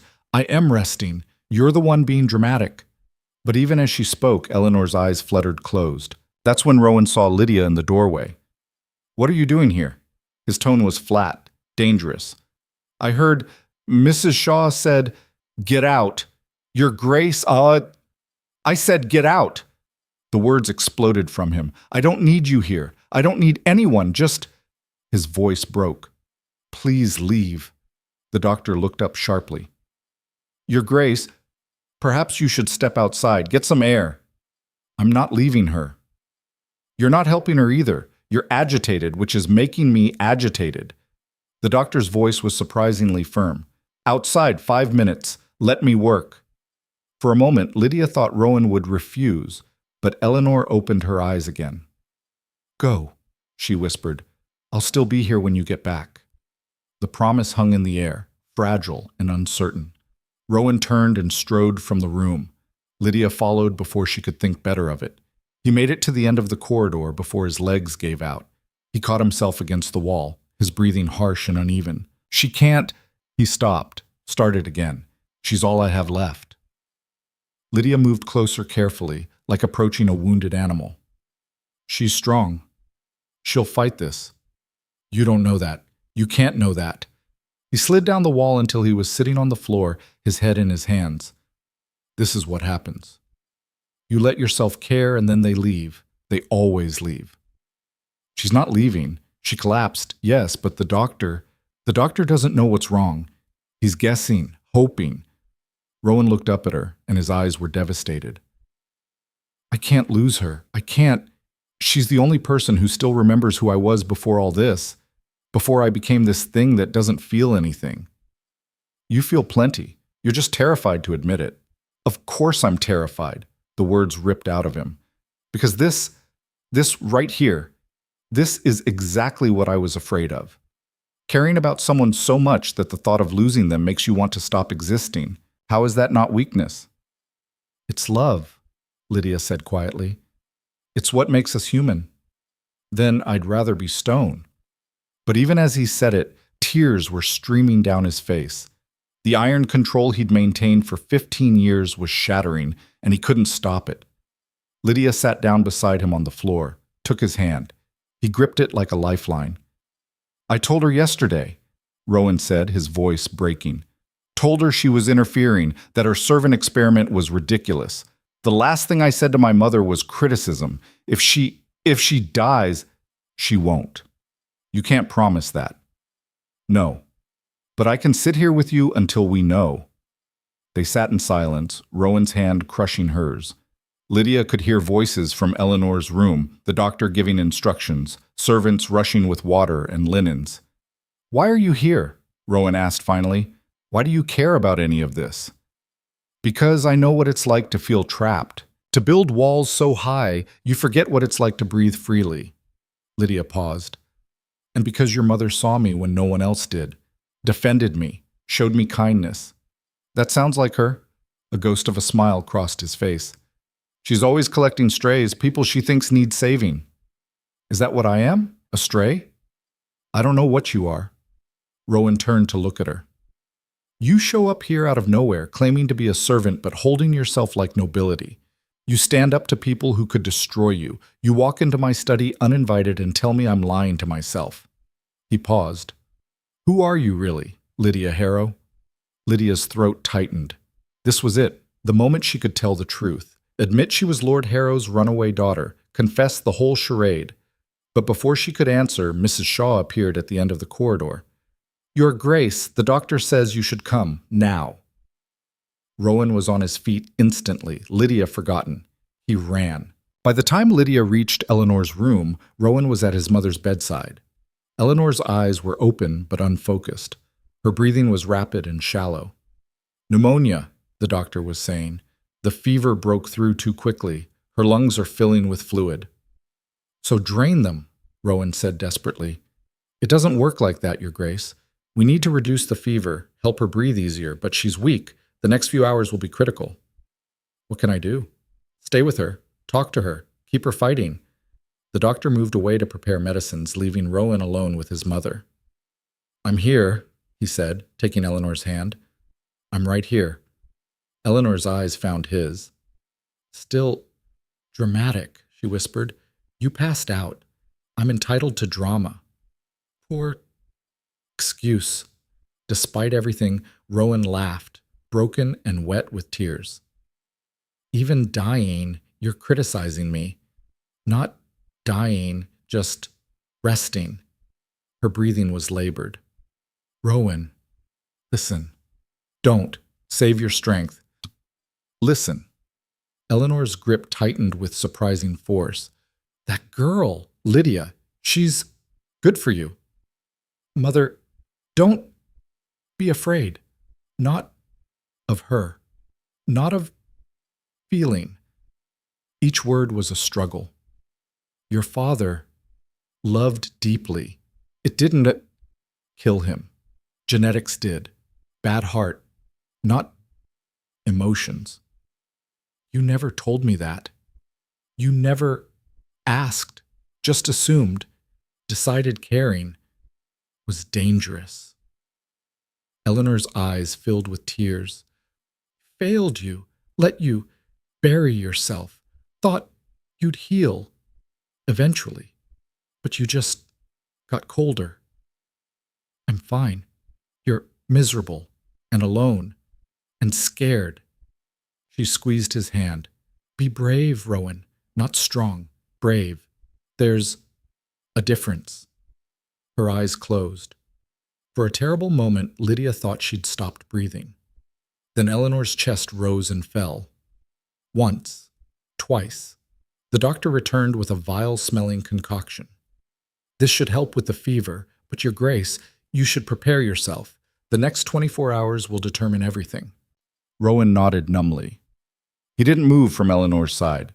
Lydia backed out of the room, her heart aching. She wanted to stay, to help somehow. But she was useless here. She found Mrs. Shaw in the corridor, crying quietly. She'll make it, Lydia said, trying to sound certain. You don't know that. Mrs. Shaw wiped her eyes. Lady Eleanor has been the heart of this estate for 30 years. If she dies... She stopped. The Duke won't survive it. Not emotionally. Then we make sure she doesn't die. How? We're not doctors. Lydia's mind raced. There had to be something, some way to help beyond just waiting and hoping. The fever, she said suddenly. It came on fast, you said. What was Eleanor doing yesterday? Her usual rounds, checking on staff. She spent most of the day working as a servant. Mrs. Shaw stopped. The storage shed. She was organizing supplies in the old storage shed behind the gardens. Said it was filthy, hadn't been properly cleaned in years. Show me. Oh. They rushed to the shed. It was exactly as described. Filthy, full of moldy supplies and stagnant water. The air inside was thick and musty. Mold, Lydia said, pointing to the black patches covering one wall. Breathing this in for hours. Could that cause pneumonia? I'm not a doctor, but it's possible? Mrs. Shaw nodded slowly. There are types of mold that affect the lungs, especially in someone Eleanor's age. Then we need to tell the doctor. If he knows what caused it, maybe he can treat it better. They ran back to Eleanor's chambers. The doctor listened to their theory, examined Eleanor again, and finally nodded. That would explain the rapid onset, and it means we're dealing with a specific type of infection, not a general one. He immediately began adjusting his treatment approach. This gives us a better chance. Not a guarantee, but better. Rowan looked at Lydia with something like hope. How did you... Your mother mentioned the shed yesterday. I just remembered. It wasn't much. Might not make any difference at all. But it was something. The hours crawled past. Rowan refused to leave his mother's side. Servants brought food he didn't eat, water he barely touched. He just sat there, holding Eleanor's hand, talking to her even when she couldn't respond. Lydia stayed too, despite knowing she probably shouldn't. She sat in a chair by the window, watching dawn break over the estate grounds. Around noon, Eleanor's fever broke. The change was subtle at first. Her breathing eased slightly, color returning to her cheeks. The doctor checked her pulse and smiled for the first time in hours. She's turned the corner, he said. She's not out of danger yet, but she's fighting. Rowan's head dropped to his mother's hand. His shoulders shook with silent sobs. Lydia looked away, giving him privacy in his relief.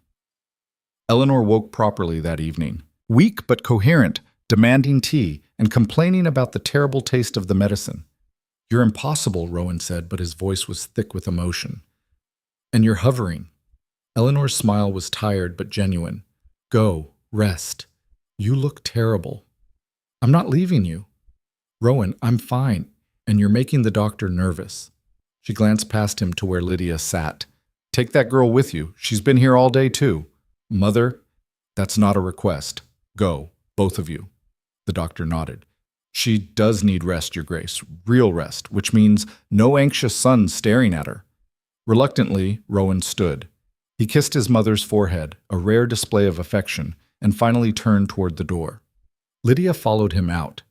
They walked in silence through the manor. Most of the remaining guests had left during the crisis, sensing this was a family matter. The house felt empty in a way that was almost peaceful. Rowan stopped in the portrait gallery, stood before that painting of his younger self. She almost died, he said quietly, and my first thought wasn't about the estate or business or maintaining control. It was just, I can't lose her. Pure, selfish fear. That's not selfish, that's love. It felt like dying. He turned to face Lydia. You were right last night. Running from feeling doesn't make me strong. It just makes me a coward. You're not a coward. I am. I've been terrified for 15 years, of losing control, of caring too much, of ending up like my father. He took a step toward her. But watching my mother fight for her life, realizing I might lose her without ever telling her how much she means to me, that was worse than any fear I've been carrying. What are you saying? I'm saying you scare me, Lydia Harrow. You've disrupted everything in 3 days, made me feel things I swore I'd never feel again. And instead of running you off like I should, like I would have done a week ago, I want you to stay. Well, Lydia's heart hammered. Rowan, I don't know how to do this, how to be anything other than controlled and distant, but I want to learn. He was close enough now that she could see the exhaustion in his face, the vulnerability in his eyes. If you're willing to be patient with someone who's forgotten how to be human. I'm not who you think I am, Lydia said. The words came out before she could stop them. I've been lying about who I really am. I don't care. You should care. When you find out, are you a danger to my household? No? Are you here to harm anyone? Of course not. Then I don't care. Rowan took her hands. You're not the only one with secrets, Lydia. My mother just spent 3 days pretending to be a servant. I've been pretending to be Maid of Ice for 15 years. We're all performing some version of ourselves that feels safer than the truth. But whatever you're hiding, whoever you really are, it doesn't change what's happened here. It doesn't change that you've shown me it's possible to crack open and not shatter completely. He was so close now. Close enough that Lydia could feel the warmth of him, could see the silver flecks in his gray eyes. This is a terrible idea, she whispered. Probably. You're a duke. I'm supposed to be a servant. My mother's going to reinstate her real position tomorrow, which means you'll need a new role in the household anyway. The ghost of a smile crossed his face. I'm sure we can find something appropriate. Like what? I don't know. Companion to the Duchess? Guest? Woman who drives me absolutely mad? He touched her face, the same tentative gesture from last night. Does it matter? It should matter. Everything about this was wrong. The class difference, the deception, the fact that she was Lord Harrow's daughter who'd run away to avoid an arranged marriage. But standing here with Rowan looking at her like she was something miraculous, Lydia couldn't make herself care about any of it. If I stay, she said slowly, I stay as myself. The real me. Not pretending to be someone I'm not. Who's the real you? I don't know yet. I'm still figuring it out. Then figure it out here. His thumb traced her cheekbone. Be whoever you need to be. Just don't leave. I'm going to disrupt everything, Lydia warned. I'm counting on it. This time, when he leaned in, Lydia didn't pull away. The kiss was tentative at first. Rowan clearly out of practice, Lydia terrified of breaking whatever fragile thing was building between them. But then his hands tangled in her hair and her arms wrapped around his neck, and suddenly it wasn't tentative at all. It was desperate and honest and real in a way that made Lydia's chest ache. When they finally broke apart, both breathing hard, Rowan rested his forehead against hers. I have no idea what I'm doing, he admitted. Neither do I. But you'll stay? Despite knowing I'm going to be terrible at this? Only if you promise to stop trying to be perfect at everything. He laughed. Actually, laughed. I'll try. No promises, but I'll try. They stood there in the portrait gallery, holding each other while moonlight painted silver patterns on the floor. Behind them, the young duke in the portrait smiled his long-lost smile. Somewhere in the manor, Eleanor was sleeping peacefully, her fever broken and her breathing steady. The estate was quiet. The chaos had passed. But neither Rowan nor Lydia was naive enough to think this was over. They'd crossed a line that couldn't be uncrossed, changed something fundamental between them. And when the rest of the world found out, when Lydia's father tracked her down, when the other nobles heard that the Iron Duke had fallen for a mysterious servant, when reality crashed back in, things were going to get complicated. But for now, in this moment, they had each other. And they had hope that maybe, just maybe, chaos and control could find a way to coexist. "Stay with me," Rowan said quietly, "just for tonight. I don't want to be alone." Eleanor is being watched by 3 servants and a doctor. She's fine. He pulled back enough to look at her. "Please." Lydia knew she should say no, should maintain some boundary, should be sensible, but she'd spent her whole life being sensible, and it had left her suffocating. "Okay," she said, "but just talking. You need to rest." "Just talking," Rowan agreed. They ended up in his study, which Lydia was starting to think of as his actual room. The bedroom was just where he slept. This was where he lived. They sat on the floor with their backs against a bookshelf, close enough to touch, but not quite touching. And they talked. Rowan told her about his father, the good part she'd never heard. How Edmund Blackthorne had loved poetry, had secretly taught his son to appreciate beauty even while publicly emphasizing strength. How he'd encouraged Rowan's kindness right up until the moment he died, and everything changed. Lydia told him about her mother, a woman from a working family who'd married into nobility and never quite fit. How she'd taught Lydia that worth wasn't determined by bloodlines. How she'd died when Lydia was 16, leaving her alone with a father who only saw her as a social asset. "Is that why you ran?" Rowan asked. Lydia nodded. "He arranged a marriage, to a man twice my age who wanted a decorative wife to show off at parties. I couldn't—" She stopped. "I needed to know if I was more than just a name and a dowry." "You are." "How do you know?" "Because you're here. You chose this, chose hardship and honesty over comfort and lies. That takes more courage than most nobles will ever have." "I dropped a plate my first night." "And you offered to work without wages to fix it. You didn't make excuses or blame others. You took responsibility." He took her hand. "That's character, Lydia. Real character, not the performance most of us put on." They talked until the candles burned low and Lydia's eyes started to close. She didn't remember falling asleep, but she woke to find herself leaning against Rowan's shoulder, his arm around her, both of them uncomfortable and completely content. Morning light was streaming through the windows. "We should move," Rowan said, but he didn't move. "Probably." They stayed there another few minutes, neither willing to break the moment. Finally, a knock at the door forced them apart. "Your Grace," Mrs. Shaw's voice called. "Lady Eleanor is asking for you, and for Miss Harrow." They looked at each other. Lydia tried to smooth her wrinkled dress. Rowan attempted to fix his hair. "We look like we spent the night on a floor," Lydia said. "We did spend the night on a floor. You know what I mean." Rowan stood and offered her his hand. "Ready to face reality?" "No, but let's do it anyway." They found Eleanor sitting up in bed, looking weak but alert. She smiled when she saw them enter together. "Well," she said, "I see some things have changed." "Mother," Rowan started, "don't mother me. I nearly died yesterday. I've earned the right to speak plainly." She gestured for them to come closer. "Lydia, dear, would you give us a moment?" "Of course." Lydia moved toward the door. "Wait." Eleanor's voice stopped her. "Before you go, thank you for figuring out the mold. The doctor says that information probably saved my life." "I just remembered something you mentioned. You paid attention. In a crisis, you thought about solving the problem instead of panicking." Eleanor's expression was warm. "That's the kind of person I want around my son, the kind who disrupts his carefully controlled world and makes him remember how to be human." Lydia felt her face heat. "I should go."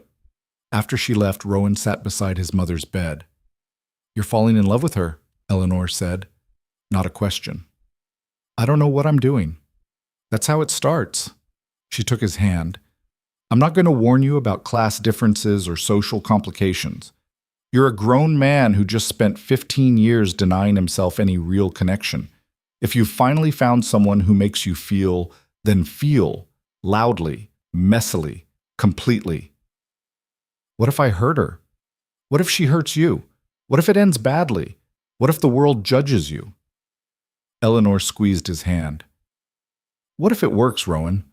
What if for once in your life you take a risk and it pays off?" "I'm terrified." "Good. That means it matters." She smiled. "Now go find that girl and figure out what happens next. I need rest, and you're hovering again." "I love you, Mother." Eleanor's eyes filled with tears. "I love you too, and I'm so proud of the man you're becoming. Not the Duke. The man." Rowan found Lydia in the garden, sitting on a stone bench near the roses. She looked up when he approached. "Is Eleanor all right?" "She's fine. Bossy and interfering as ever." He sat beside her. "She says I'm falling in love with you." Lydia's breath caught. "That's fast." "I told her I don't know what I'm doing." "What did she say?" "That I should feel loudly, messily, and completely." Rowan turned to face her. "So I'm telling you, right now, in daylight, when I'm not exhausted or emotional, that I want this. Whatever this is, even knowing it's going to be complicated and messy and probably end with me making a complete fool of myself. What about your control? Your order? Maybe some things are worth losing control for." He took her hand. "And maybe the chaos you bring isn't destruction. Maybe it's just life trying to break through all the walls I built." Lydia looked at their joined hands. "My father will find me eventually. When he does, then we'll deal with it together. You don't know what he's like. And he doesn't know what I'm like when someone threatens something I care about." Rowan's voice was firm. "Let him come. Let the whole world come. I'm done hiding behind control and pretending I don't need anyone." For the first time since arriving at the estate, Lydia felt something like hope. Real hope. Not just desperate escape. "Okay," she said, "let's be messy together." Rowan smiled, a real smile that reached his eyes and made him look years younger. "Fair warning, I'm going to be terrible at this. I'm counting on it." They sat in the garden as the sun rose higher, not touching except for their joined hands, planning nothing and promising nothing except to try. It wasn't a perfect moment. They both still had secrets to confess, complications to navigate, and a whole world that would judge them. But it was honest, and real, and theirs. And for Rowan Blackthorne, who'd spent 15 years running from anything real, that felt like a kind of miracle. 3 weeks passed in a strange kind of peace. Eleanor recovered slowly but steadily, growing stronger each day until she was back to running the household with her usual efficiency, this time without pretending to be a servant. The remaining guests departed within days of her collapse, spreading rumors about the dramatic events at Blackthorne Estate. "Let them talk," Eleanor said. The truth was more interesting than anything they could invent. Lydia's role in the household shifted into something undefined and oddly perfect. She wasn't a servant anymore, but she wasn't exactly a guest either. She helped Eleanor with correspondence, worked in the library organizing records, and spent her evenings in Rowan's study while he handled estate business. They talked about everything and nothing, built something fragile and real between the silences. Rowan was trying. Lydia could see it in the way he forced himself to share meals instead of eating alone, and how he'd catch himself retreating behind walls and make himself be present instead. It was clumsy and imperfect, and sometimes he'd slip back into cold formality before remembering he didn't have to anymore. But he was trying, and that mattered more than perfection ever could. Then, on a gray morning in late autumn, everything shattered. Lydia woke to pounding on her door. Not the polite knock of a servant, the aggressive demand of someone who expected immediate obedience. She opened it to find Marcus, the steward, looking pale and worried.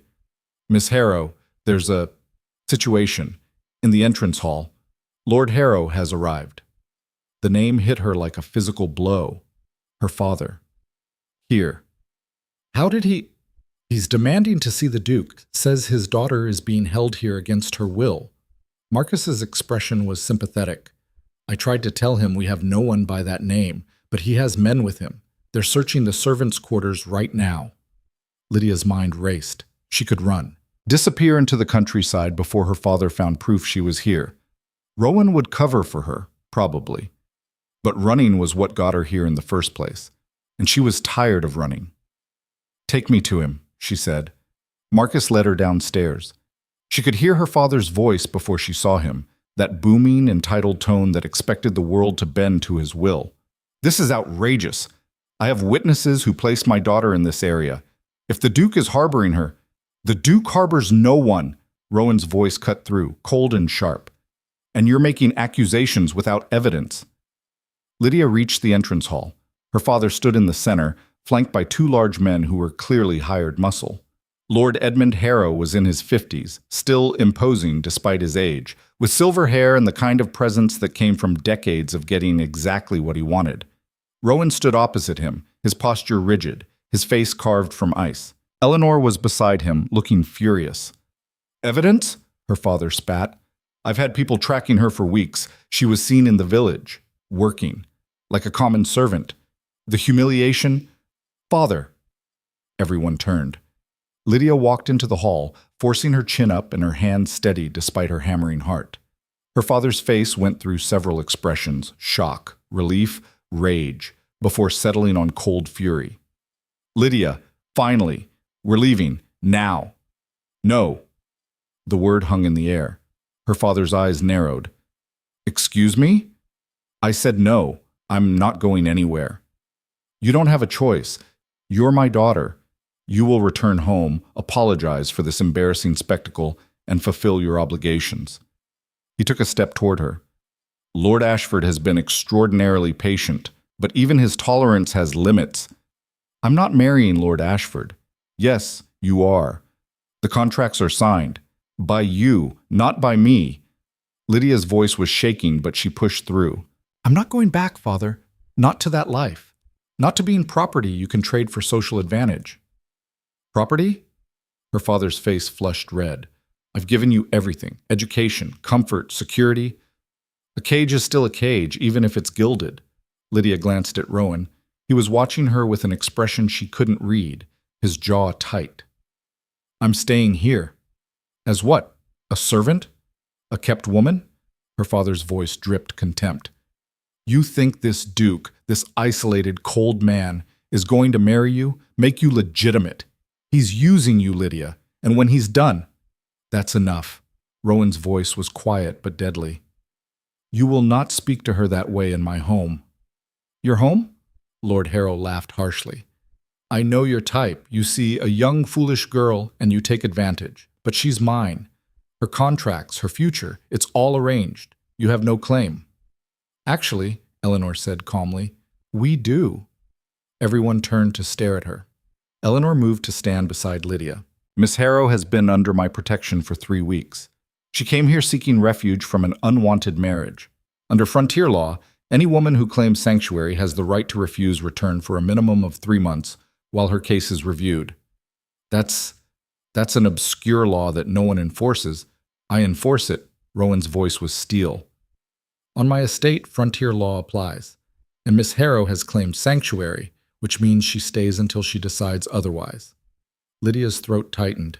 He was protecting her, publicly, against a powerful noble. For her. Her father's face was purple now. You're making a mistake, Blackthorn. I have connections. Trade agreements. I can make your business interests very difficult. Then do it. Rowan's expression didn't change. Threaten me. Try to destroy my contracts. Rally your allies. It won't change the fact that Miss Harrow stays here as long as she chooses. This is insane. She's a child. I'm 23, Lydia said. Old enough to make my own decisions. You're throwing away everything, your family, your future. For what? Some romantic fantasy? Her father's voice turned pleading. Lydia, please, be reasonable. Come home. We can discuss this properly. There's nothing to discuss. I'm not going back. She took a breath. I'm sorry if I've hurt you, but I can't be the person you want me to be. For a moment, something like actual pain crossed her father's face. Then it hardened back into anger. Fine, stay here. Ruin yourself. He turned toward the door.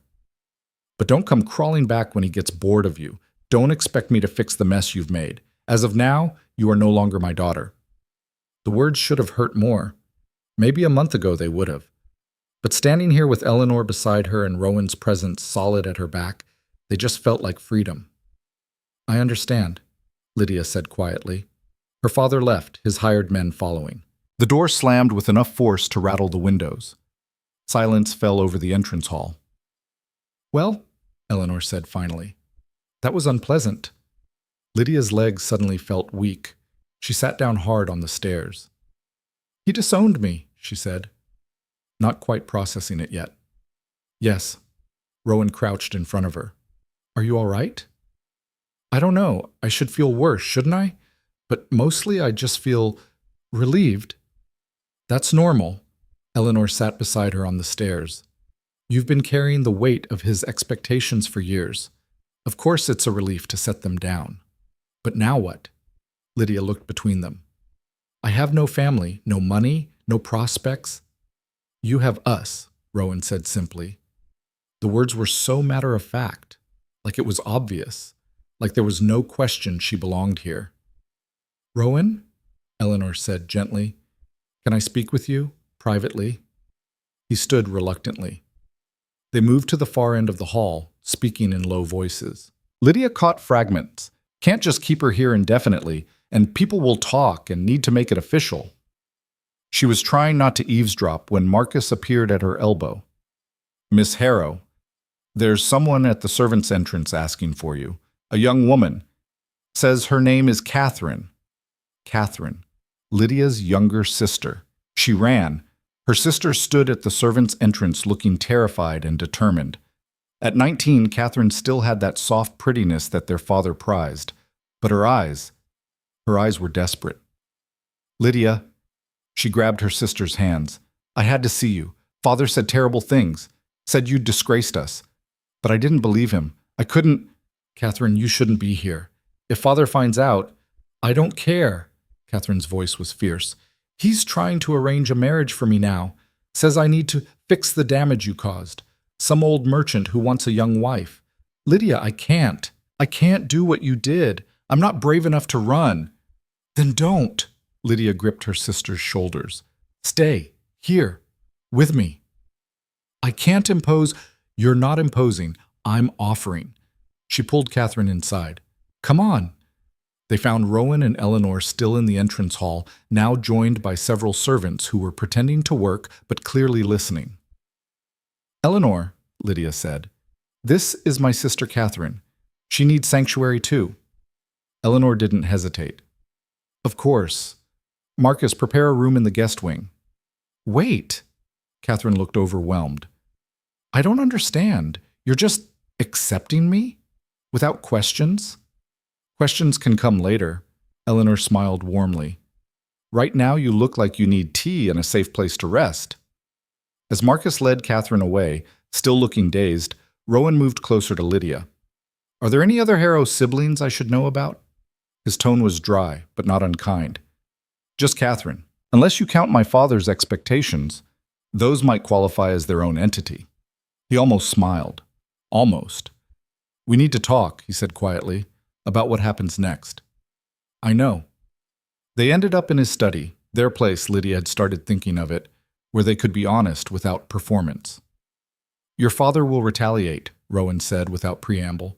He has connections. He'll spread rumors, block my business deals, make trouble. I know, I'm sorry. Don't apologize. I knew the cost when I stood up for you. He paused. But Lydia, we need to address the reality of your situation. You're living in my house with no formal role, no protection beyond my word. People are going to assume things. What kind of things? That you're my mistress, that I'm taking advantage, that this is all temporary until I get bored. His voice was tight. I don't care what people think of me, but I care what they think of you.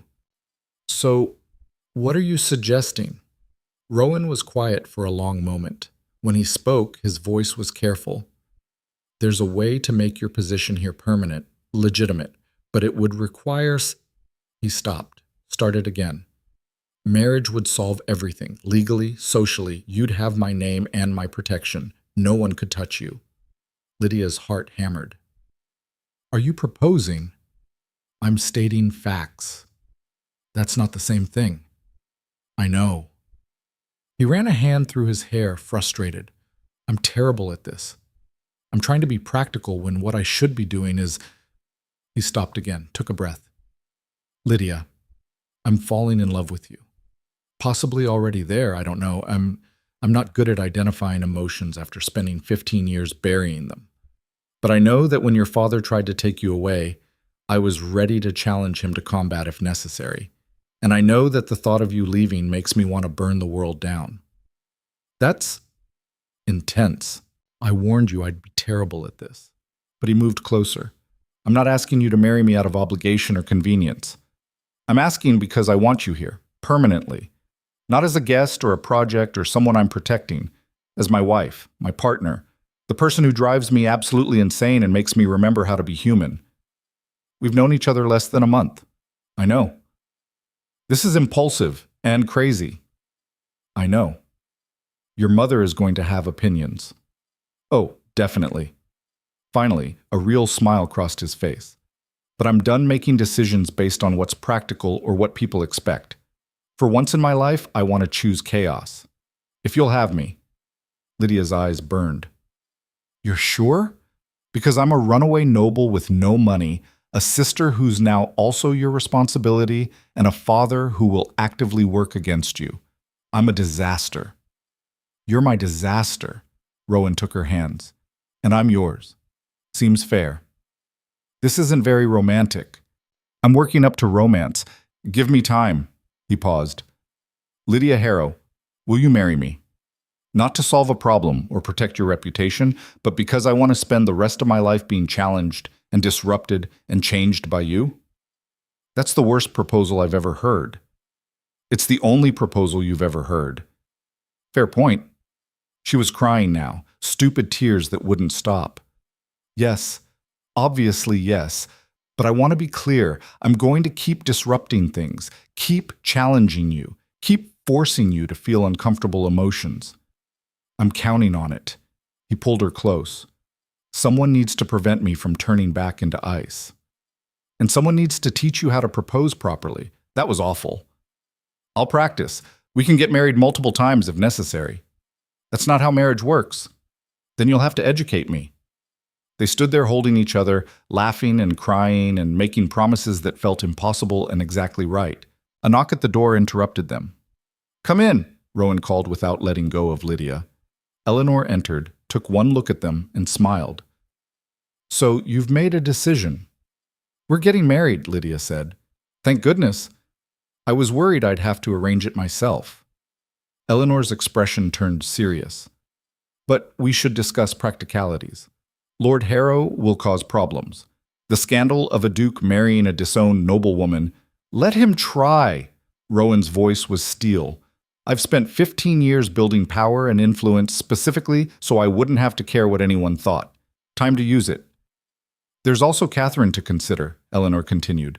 If we're taking her in permanently, she'll need a proper education. Introduction to society, eventually a marriage of her own choosing. Then we'll provide it. Rowan looked at Lydia. Your sister is family now. That means she's under our protection. Our protection. Our family.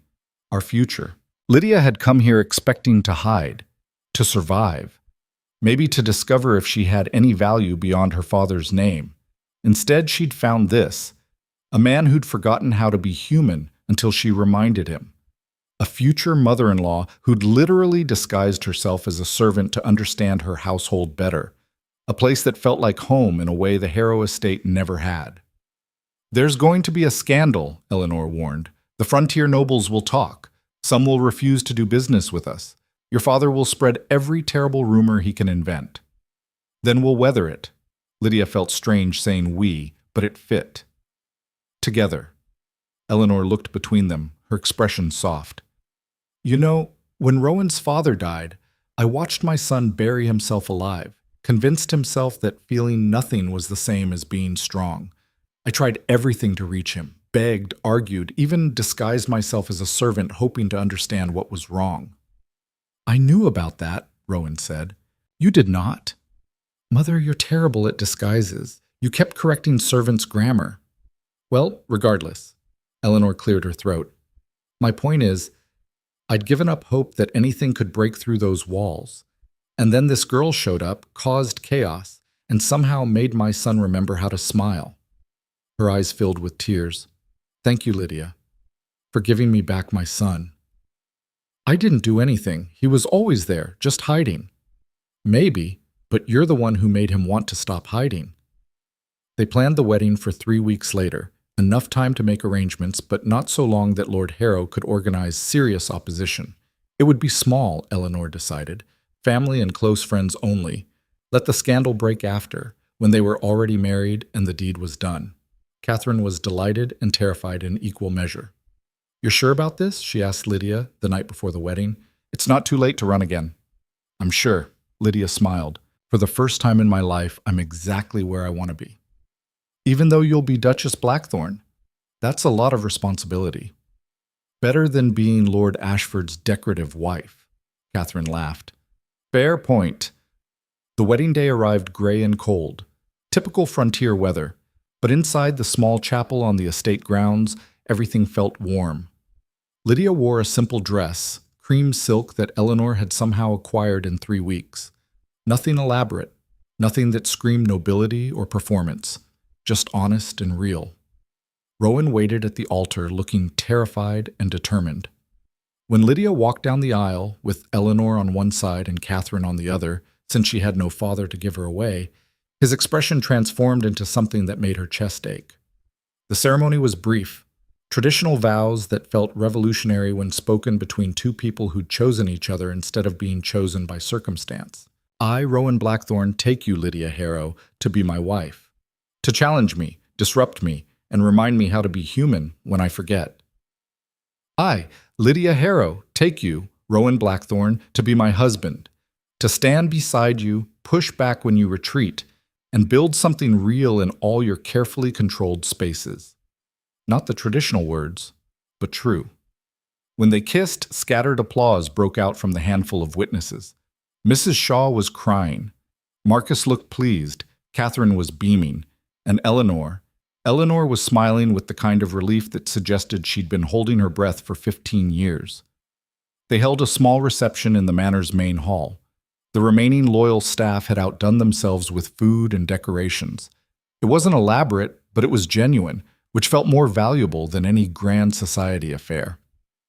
I can't believe you actually did it, Catherine said, finding Lydia near the refreshment table. Married a duke. Father would be so angry? I was going to say furious and secretly impressed. Catherine's expression turned serious. Do you think he'll ever forgive us? I don't know. Maybe. Lydia squeezed her sister's hand. But we can't live our lives waiting for his approval. We tried that. It didn't work. I'm scared, Catherine admitted, of what happens next, of whether I'll be brave enough when my time comes. You're already brave. You came here, didn't you? That was desperation, not bravery. Sometimes they're the same thing. Rowan appeared beside them, looking uncomfortable in his formal wedding clothes. Your sister's monopolizing you. That seems inappropriate on my wedding day. You'll have me for the rest of your life, Lydia pointed out. She gets me for a few minutes. Generous of you to allow it, Catherine laughed. I like him. He's grumpy but honest. That's his best quality, Lydia agreed. As the reception continued, Lydia found herself watching the people who'd become her family. Eleanor holding court with servants who now looked at her with a complex mixture of respect and affection. Catherine talking with Mrs. Shaw about something that was making them both laugh. Even Marcus looked relaxed, his usual worry lines smoothed. And Rowan was watching her with an expression that still made her breath catch. What? She asked when he pulled her aside. Nothing, just, this is real, isn't it? You're actually my wife. Legally binding and everything. And you're not going to wake up and realize you've made a terrible mistake? Probably. But by then we'll be too committed to back out. She touched his face. I'm not going anywhere, Rowan. This is chaos I'm choosing. On purpose. Good. Because I'm terrible at letting go of things I care about. They danced awkwardly, because neither of them was particularly graceful, but they laughed through it, and that felt more important than perfect steps. As evening fell and the reception wound down, Rowan and Lydia slipped away to the portrait gallery, their place where so much had changed. You know what's funny? Lydia said, standing before the portrait of young Rowan. A month ago, I came here expecting to hide, to disappear. Instead, I found, she gestured helplessly, all of this. You found a damaged Duke and his meddling mother? I found a family that chose me, that saw me as more than a name or a social asset. She turned to face him. You gave me that. Gave me the chance to figure out who I am when I'm not performing. You gave me the same thing. Rowan pulled her close. Reminded me that control isn't the same as strength, that chaos can be beautiful. It can also be messy and complicated. I'm counting on it. They stood there in the gallery, holding each other while moonlight painted silver patterns through the windows. Outside, winter was settling over the estate. Inside, something new was beginning. Over the following months, Lord Harrow did exactly what they'd predicted. Spread rumors, blocked business deals, rallied his allies to make Rowan's life difficult. But the Duke Blackthorne who'd married Lydia wasn't the same man who'd expelled the Castellanis. This version didn't hide behind walls or pretend not to care. He fought back, openly, honestly, using his considerable influence to protect his new family. Some nobles sided with Lord Harrow. Others, surprisingly, sided with Rowan and Lydia. Apparently their story, a duke choosing love over convenience, a young woman choosing authenticity over security, resonated with more people than expected. Catherine thrived under Eleanor's guidance, found her own strength and eventually her own voice. 2 years later, she'd marry a younger son from a modest family, chosen by her, not arranged by anyone, and start a school for girls who needed refuge from unwanted marriages. The estate itself changed. Slowly, almost imperceptibly at first. The rigid silence gave way to actual conversation. Servants felt safe offering suggestions. Laughter echoed through corridors that had been tomb quiet for years. And Rowan learned to be human again. Not perfectly. He still retreated into cold formality when stressed. Still struggled with emotions he'd buried for so long. But Lydia was there to push back, to challenge him, to remind him that vulnerability wasn't weakness. 5 years later, on a morning that smelled of rain and new flowers, Lydia stood in the garden watching their daughter, 4 years old and already showing signs of her father's intensity and her mother's stubborn courage, chase butterflies through the roses. She's going to fall, Rowan said, appearing beside her. Probably. Should we stop her? And teach her to be afraid of falling? Absolutely not. He laughed. The sound still surprised him sometimes, like he couldn't quite believe he was capable of casual joy. You're a terrible influence. That's why you married me. One of many reasons. He took her hand, a gesture that had become automatic over the years. Do you ever regret it, choosing this chaos? Lydia looked at their daughter, at the estate that had become home, at the man beside her who'd learned to crack open his walls. Not once. Even when I'm impossible? Especially then. You're interesting when you're impossible. Their daughter fell, just as Rowan predicted. But instead of crying, she laughed and got back up, chasing after the next butterfly with undeterred determination. She's exactly like you, Rowan said. Good. The world needs more chaos. The world has enough chaos. What it needs is... He stopped, reconsidering. Actually, you're right. The world needs exactly this kind of chaos. Years later, when historians wrote about Duke Rowan Blackthorne, they'd note the dramatic change in his later years, how the Iron Duke had softened, become almost human, transformed his isolated estate into something approaching warmth. They'd speculate about what caused the change. Some would credit his wife, the scandalous Duchess who'd started as a servant and ended as one of the frontier's most influential women. Others would point to his mother's legendary social experiment or the network of schools and refuges the family established. But the truth was simpler than any of their theories. Rowan Blackthorne had spent 15 years believing that control was survival and emotions were weakness. Then a woman who was running from her own cage showed him that sometimes the bravest thing you could do was let yourself feel, let yourself care, let yourself be changed. And in return, he'd shown her that she was more than a name or a dowry. That courage wasn't about never being afraid. It was about choosing to move forward despite the fear. They'd saved each other, really, in the messy, imperfect way that real people save each other. Not through grand gestures or perfect moments, but through daily choices to show up, be honest, and build something real in a world that preferred performance. The manor that had once been a fortress of silence became a home filled with laughter, argument, love, and all the beautiful chaos of actual living. The Duke who'd feared disruption learned to dance in storms. The woman who'd been suffocating in gilded cages learned to build her own sky. And in the end, that was the real story. Not about nobility or scandal or social upheaval. Just about two people who'd been hiding in different ways, finding each other, and choosing to be brave enough to stop hiding. Which, Lydia would say years later to her daughter, was the only kind of story worth living.